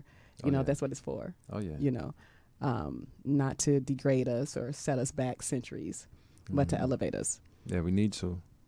And I also believe that we should beyond joining the conversation, because you hear that cliche a lot, join the conversation. Some conversations we would have never been involved in, we would have never signed up for. Oppression, I think we came to this life to have a life experience. We didn't come here to see how many people we can enslave, because if we have free will, then the greatest crime against humanity is slavery, right? We all came here to be free and happy and have a life experience. That's right. So we wouldn't have been a part of those conversations. So I don't tend to be upset about, we didn't know they was doing this and they was planning that. We would have jumped in anyway. No, we wouldn't have. The conversation that needs to be had is, what are we going to do now? What are we going to do to elevate ourselves? What are we going to do to keep moving this this train along? What are we going to do? Right. The paradigm shift has happened. Yes. The crooked roads are going to be set straight. Yes. The upside down is going to turn up this again. This is true. So this is true. How are we going to affect that change? How are we going to be a part of that? Where are we going to jump in? Where's your jumping in point? That's right. You know what I mean? You got to be in it. Are you going to try to get there when it's up here? Just like a hot air balloon taking off in front of you, there's nothing you can do once it's up in the air. It's dropped all its weights. Yeah. You can't, you know what I mean? What you're going to do? Where are you going to get in at? Yeah. Get in so we can rise, Exactly. Yeah. Yeah, I challenge everybody out there to get involved, pay attention and, get involved with the community, get involved with your local politics, pay attention to those things, pay attention to the young people around you. It's up to us, because ain't no Superman going to come in and save us. Nope. So it's like, we have to be able to, save ourselves. Be accountable. And another thing, I'll put this out there before we shut it down, Okay. is, a lot of my success has come from being accountable. Yes. From showing up. I always showed up. Yeah. I was always there. So one of those, I might not have been the most talented, but I was always accountable. I always put in, I always did the work. So think about that. Not necessarily you have to be in entertainment, but whatever you're doing in your life, and however you're trying to affect change in the world and the people around you, you have to be accountable. You got to show up, and when you show up, we don't need no bitch assness. Show up and let's get this work done. Let's do it. Yeah, let's get it. Yeah, let's get it. Yeah. I concur. You said there was one other person on the line. Okay, who? Quill. Quill, are you there? Yes, I'm here. How are you? Quill, what up, brother? Oh, pretty good. Pretty good. How you doing? Oh man, I'm in the game and still playing. Yeah. Can you hear me? We can hear you. We hear you. If you Can have you guys hear me? if you have an echo going on, you might have to turn off whatever you're either listening to or watching us on. Okay. What about now? Am I still echoing? No, you sound good to me. You sound wonderful. Okay. I wanted to say thank you to you guys. Wonderful show. Great interview. I'm a family man myself, and to hear that this film is going to touch in an area that's not necessarily predictable. It shows a story of a father. It shows a story of a police officer. I don't have any sons myself, but I have a lot of nephews that I've encouraged to actually become police officers. Great career move. I'm a physical therapist myself.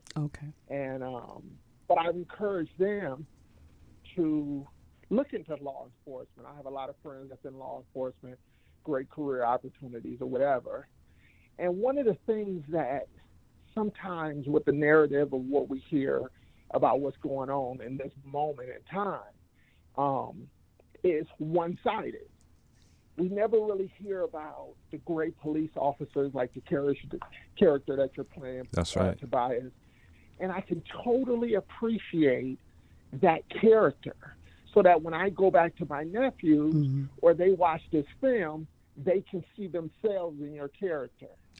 Right. Can we talk a little bit about possibly that maybe we're being fed one side of the story, and we're not really talking about the number of great police officers out there that look like us, that are doing great work, right? I grew up hating the police, right? And I think with films like this appear to be like this film, it sort of plays into what we already think, and it doesn't really help us heal. And my question is, can we talk about the human element of this film and how it can impact us in a way that other films haven't necessarily impacted us and made us feel in the past? Yeah, Okay. you know, just like how you said, there's been so many, because we had a couple of screenings, private screenings for police force and the community, and so many police officers of color who come up to me and just thank me so much because that, you know, I'm telling their story. You know, I think that's very important for us to be able to see, you know, black officers, police in higher rank. Even my wife, who Selena Johnson plays, she's a high ranking officer. She's not just, you know, like a beat cop or anything. Right. But I think it's very important that we see these images. That's why this film is been made. I think for us to be able to, you know, change the narrative, we have to make more films this way. We have to be able to talk about it. It's out there, but we just have to collectively be able to connect the dots for our youth between ourselves, platforms like this, with a mirror, where we're able to, you know, share and express how we're feeling. Yeah. You know, I think the only way that we don't, the problem is sometimes we sugarcoat things or we sweep stuff under the rug. It's time to, you know, tell the truth. It's time to, you know, be honest, openly honest and authentic with our kids and our nephews and our nieces, so that when they grow up, they're not growing up in an illusion, and they're able to, you know, make a choice and think intelligently about choices that they're making and about the people that they're interactive with and about the real story. And if they hear something that's false and hear something that's a lie, that they can speak upon it and talk about what is honestly the real deal. And this type of film is that kind of film that we can have an honest, open conversation. So, you know, I think we just have to continue doing what we're doing, because it's not, like I say, it's not going to happen by accident. It's not going to happen overnight. But intelligence will win. Yeah. And you know, seeking knowledge is the real deal. That's the key. Yep. Right. I totally appreciate the interview. I appreciate your show, Sandra. I look forward to listening to your new album. Oh yeah. I'm watching the video between you. I knew you guys were going to have chemistry on film. But you know what? Over the years, I've always seen you in different projects, Tobias. Yes. But hearing your interview, I'm now. And sometimes it's refreshing to connect with a person deeply, right, based on an interview. You know what I mean? Then the work even becomes better. Yeah. It's like, oh, that's that guy that had a great interview. That was actually talking about something, you know? And I think sometimes that longevity that you guys were talking about earlier comes because when you interview, we're actually really listening. Yeah. And it makes us want to pay that money to say, you know what, that was a great guy right there. Or that was a great host, and I want to hear her album. Right. You know, oh, that's beautiful. Because of the other work that we put in, it makes people really become fans instead of just saying, oh, that looked like a great movie, I want to watch the movie. Right. No, I want to watch him. Right. I want to watch her. Right. Well, we're definitely excited about watching. Yeah, it makes all the sense. We're definitely excited about watching Tobias do his thing, you know. Yeah. Yeah, in so many, you know, different roles, different characters. Yeah. It comes. Thank you guys for taking my call. Okay. Oh, thank you, and like I say, you know, it's all about authenticity. So, as long as you stay authentic with your nephews and nieces and the people around you, everything else will fall into place. Yeah. Absolutely. Thank you, guys. All right. Well, thank you, Quill, for calling in. We appreciate your call today. You brought us a lot of love and light. We appreciate it. We smiling. Yeah. You knew what to say. My wife and I, we've been following you forever. So, that's I don't sweet. know if you ever see us on Facebook or whatever, but Quill Saphir. Oh, yeah. Quill Saphir, yes. Yeah. Nice. Yes. What's your wife's name? Regina. Hello, you guys. Hey, fam. Yes. That's what that is. Hey, fam. Thank you so much. She actually just called me. I couldn't answer because I was on the phone with you guys. Okay. But she's actually a frontline worker. She's a registered nurse. Okay. For UCLA. And okay. She's really been helping out a lot. Yes. With everything that we're dealing with. So. Yeah, we want to send love and light to her and just cover her and protect her. And let her hands be healers. Like, I know she in there laying hands, and let them be, the healing units that we need to get us through. Yes. Yeah, and just continue to cover her. We need her. Thank you. Yeah. Thank you. Yep. Shout out to you guys. Thank you so much. You guys have a good night. All right, you as you well, too. Quill. Oh, that was sweet. Yeah, it was. That was really sweet. Man, this has been great. It's getting all emotional. I wanted to ask you one other question about when you were talking about how it's important to continue to make these films, and to show us in the different light, or show us in a light that is palatable, so that everyone can understand us. What now in your journey? What have you? Do you feel like the funds, the black dollars, are there for us to make these type of films? Or are we just the trendy thing to do now? So more directors and producers are willing to write and make these films. What's happening? Is it a mixture of both? What's happening? I mean, I think it's a little bit of both. Okay. People, these corporations. Yes. They understand how where the dollar things is. move. Yeah. And stuff. So they always gonna target their money in a proper way to grow more money. Nothing wrong with that. At the end of the day, right? Yeah. I think with us, it's always a thing where we have to continue to just tell our stories. Okay. This is a very expensive art craft, right? They call it a hobby. They'll tell us it's just a hobby because because it don't always pay. know. So, finding money and funds and people that believe in your vision or your word. That's important. Yeah. And it always, once again, boils back down to those relationships. Okay. And here's another tip for you people out there. Yes. They say it's called show business and not show fuck around. Yes. For a reason. Yes. And I'm going to give you one more. And it's not about who you know. It's about who knows you. Ooh. So that's the difference. Now, that's the first time I heard that one. Yeah. So, being able to figure that out, build on good relationships, to find the money, to figure out how to tell your story, and like I said, at the end of the day, it's the money. The money's not everything. It's not. It's your vision. Come on. It's your vision. You talking now. How you going to tell that story? How you going to put it together? You talking now.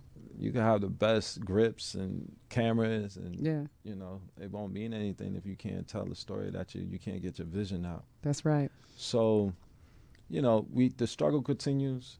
We have to continue to push forward our stories, our images in a way. And they're out there. Yeah.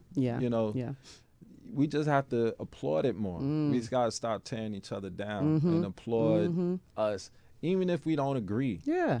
It's okay. We did it. Maybe that's not my thing. Yeah. But, allow it to be what it's going to be without tearing it down. Come on. For our own sake, It reminds me of the oh my God, I know him and I'm not going to I'm spacing his name, talking about forget. Yeah. Like I haven't forgotten this brother's name, but like right now in the moment when I'm so excited, I cannot think I'm of right his here. name. It's all good. But the brother that did the Tupac story. Yeah. Yeah, you talking about you know how it's right there, and he watches too. Oh God, it's there. I can't get it out. But anyway, I just know that he took a lot of criticism for that, for that movie or that film. But my thought was, who else was doing it? Who did it? No one else came to the table, with whatever he had to go through to, get that film made. Right. No one else was doing it. Who did it? Who else did it? Like, why would you criticize this man? This is talking about Hutton. Yeah. LT Hutton. Right. You know, he just took a lot of backlash for having the audacity, to make a movie about one of our greatest heroes in history, in our current history. I think Will had a quote the other day, and it's not verbatim and stuff, but it was just talking about only you know what you can do with yourself. Come on.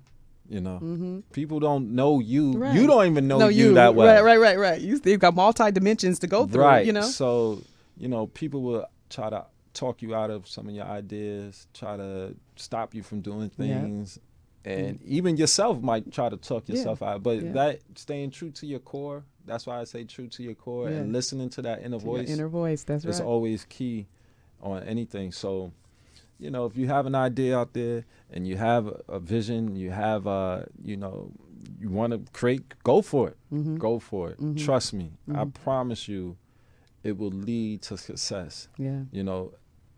One of the things that helped for me was the small steps and the big steps. Mm-hmm. But I always put out the same amount of energy. Yep. When I'm making music videos with my students in Newark, New Jersey, making short films with them and carrying all the equipment and stuff, is the same energy that I put in when I'm on Tyler Perry. That's right. Or if I was on Empire or First Wives Club or any of these or you're silly. But go ahead. The small steps and the big steps, and just put the good foot forward and understand nobody owes you shit. Come on. So say that. Get into it. Get into it. And just like you got me over here acting like Yvonne. Let's go. This is what this show. Hold on. Look, let me lay another one on you. This is what this show is, and the funny thing about it is the thing that I ask of all my guests is to leave the audience with some final words, right? Some final comments or whatever. And you have given us so much. I feel redundant to ask you. And, what would you like to leave the people with? Because you've given us so many jewels and we love it here. This is exactly what this show is all about. All right. Well, it's founded on this. And that's what it is. So, put in, like any relationship, you're only going to get what you put in. Come on. Mm-hmm. So if you put in a little bit of effort, don't expect too much out of it. Right. Right. But, are we going to final words now? Or? No. I wanted to say everything that you just expressed in these last 2-3 minutes is how this video and this short film, this project was created. It was created from vision and believing in myself. One of my favorite quotes that I say all the time is, "Don't worry, baby, I believe in me enough for all of us." You know what I mean? And so we spent a year in 2019 in the Middle East in Bahrain. And so this story, I don't know if you got a chance to read the treatment yet for what we're shooting tomorrow. But it was a vision. Mm-hmm. It was a clear vision. Nice. So in October, your birthday month, right? Yes. Yep. October 1st. Yes. In October of 2019, I received this vision, and it was very vivid. And it told me the whole story. And, started as, and I don't want to give it away before the video or a short film come out, but it just started with a little black baby girl standing at the edge of the beach. And again, tomorrow you'll see all the evolution of that. But the vision was very clear. I was very emotional about it when I got it. And I just remember Spirit saying, remember to go back in so we can give you the rest of the story.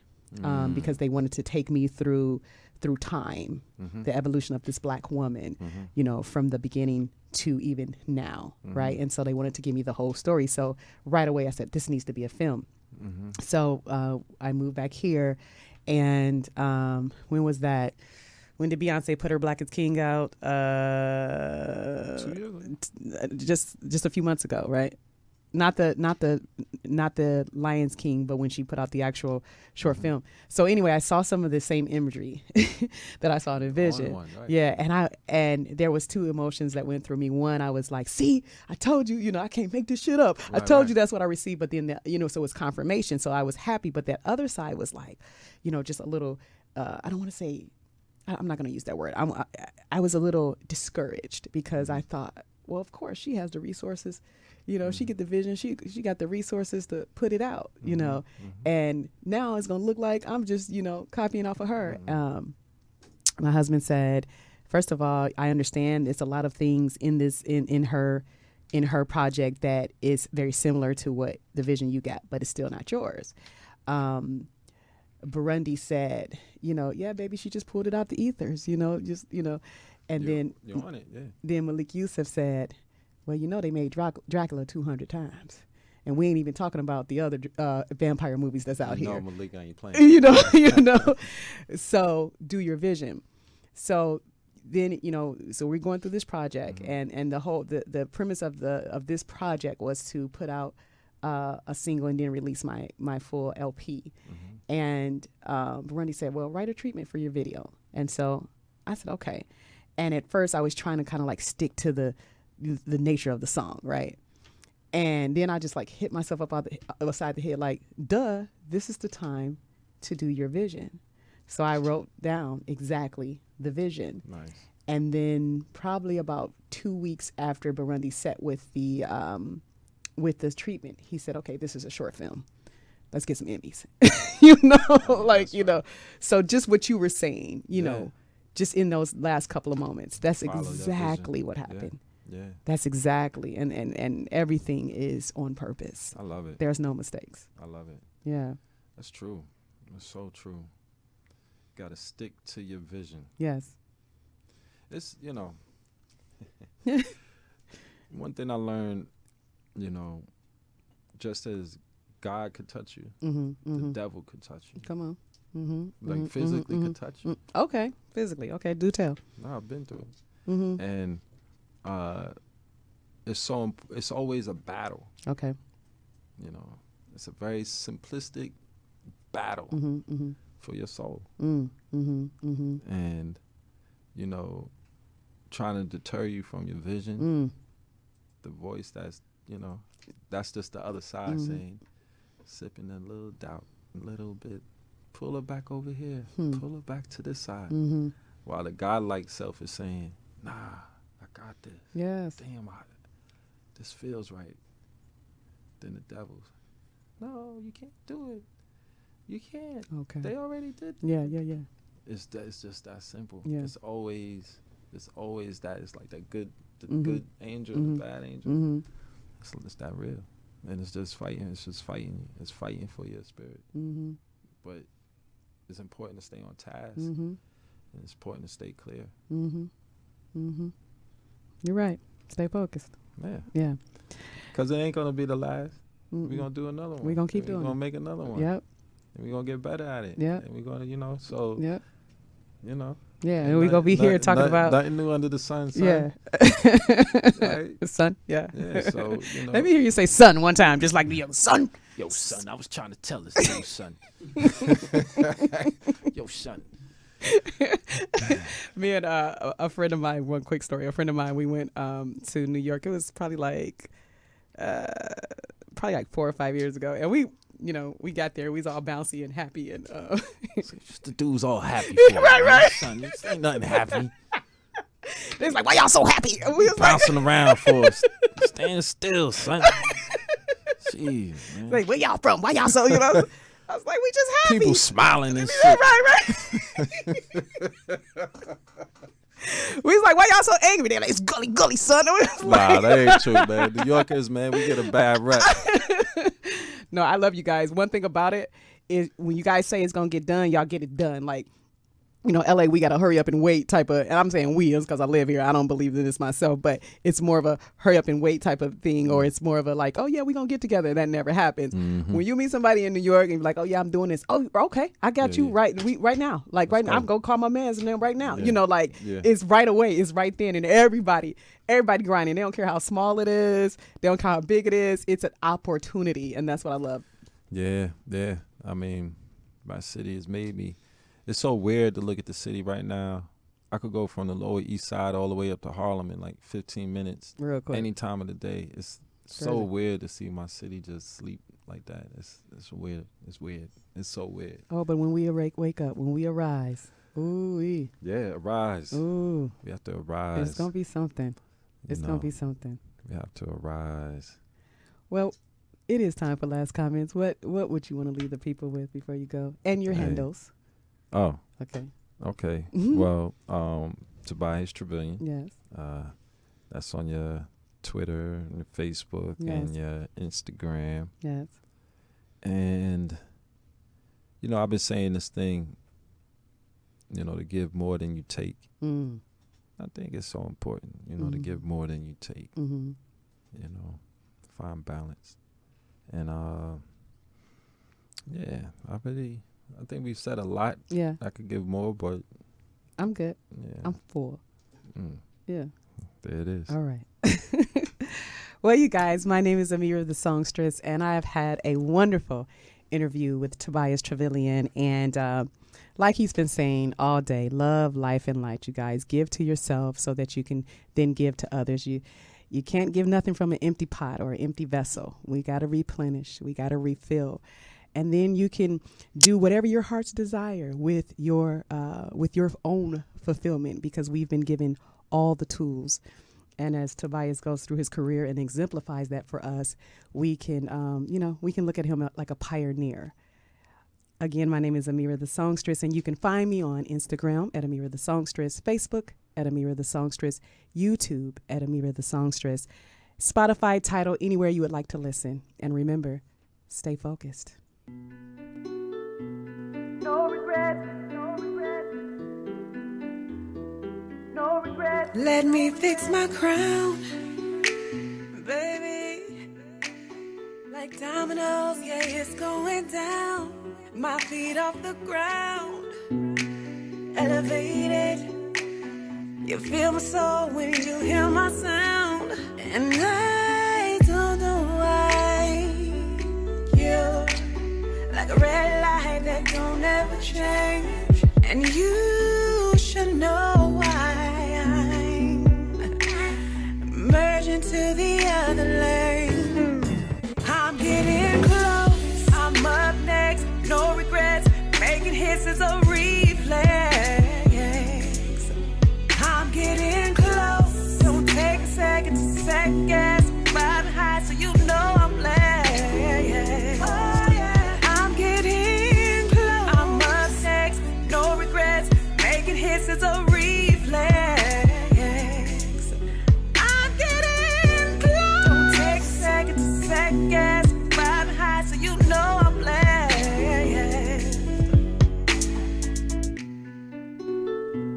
No regrets, no regrets, no regrets. Oh, I'm so tapped in, baby. Yeah, I'm turned on and tuned into that frequency. Bring love and light and healing in my energy. Hear a major difference in these minor melodies. And I don't know why you're familiar faces in strange places. They don't ever change. You should know why I'm merging to the other lane. I'm getting close, I'm up next, no regrets, making hits as a reflex. Oh yeah, I'm getting close, don't take a second to second guess, riding high so you know I'm blessed. Oh yeah, I'm getting close, I'm up next, no regrets, making hits as a reflex. I'm getting close, don't take a second to second guess, riding high so you know I'm blessed. I came with the keys to the industry. I came with the keys to the industry. I came with the keys to the industry. Oh yeah, I'm built for this. Came with the keys to the industry. I came with the keys to the industry. I came with the keys to the industry. Oh yeah, I'm getting close, I'm up next, no regrets, making hits as a reflex. I'm getting close, don't take a second to second guess, riding high so you know I'm blessed. I'm getting close, I'm up next, no regrets, making hits as a reflex. I'm getting close, don't take a second to second guess,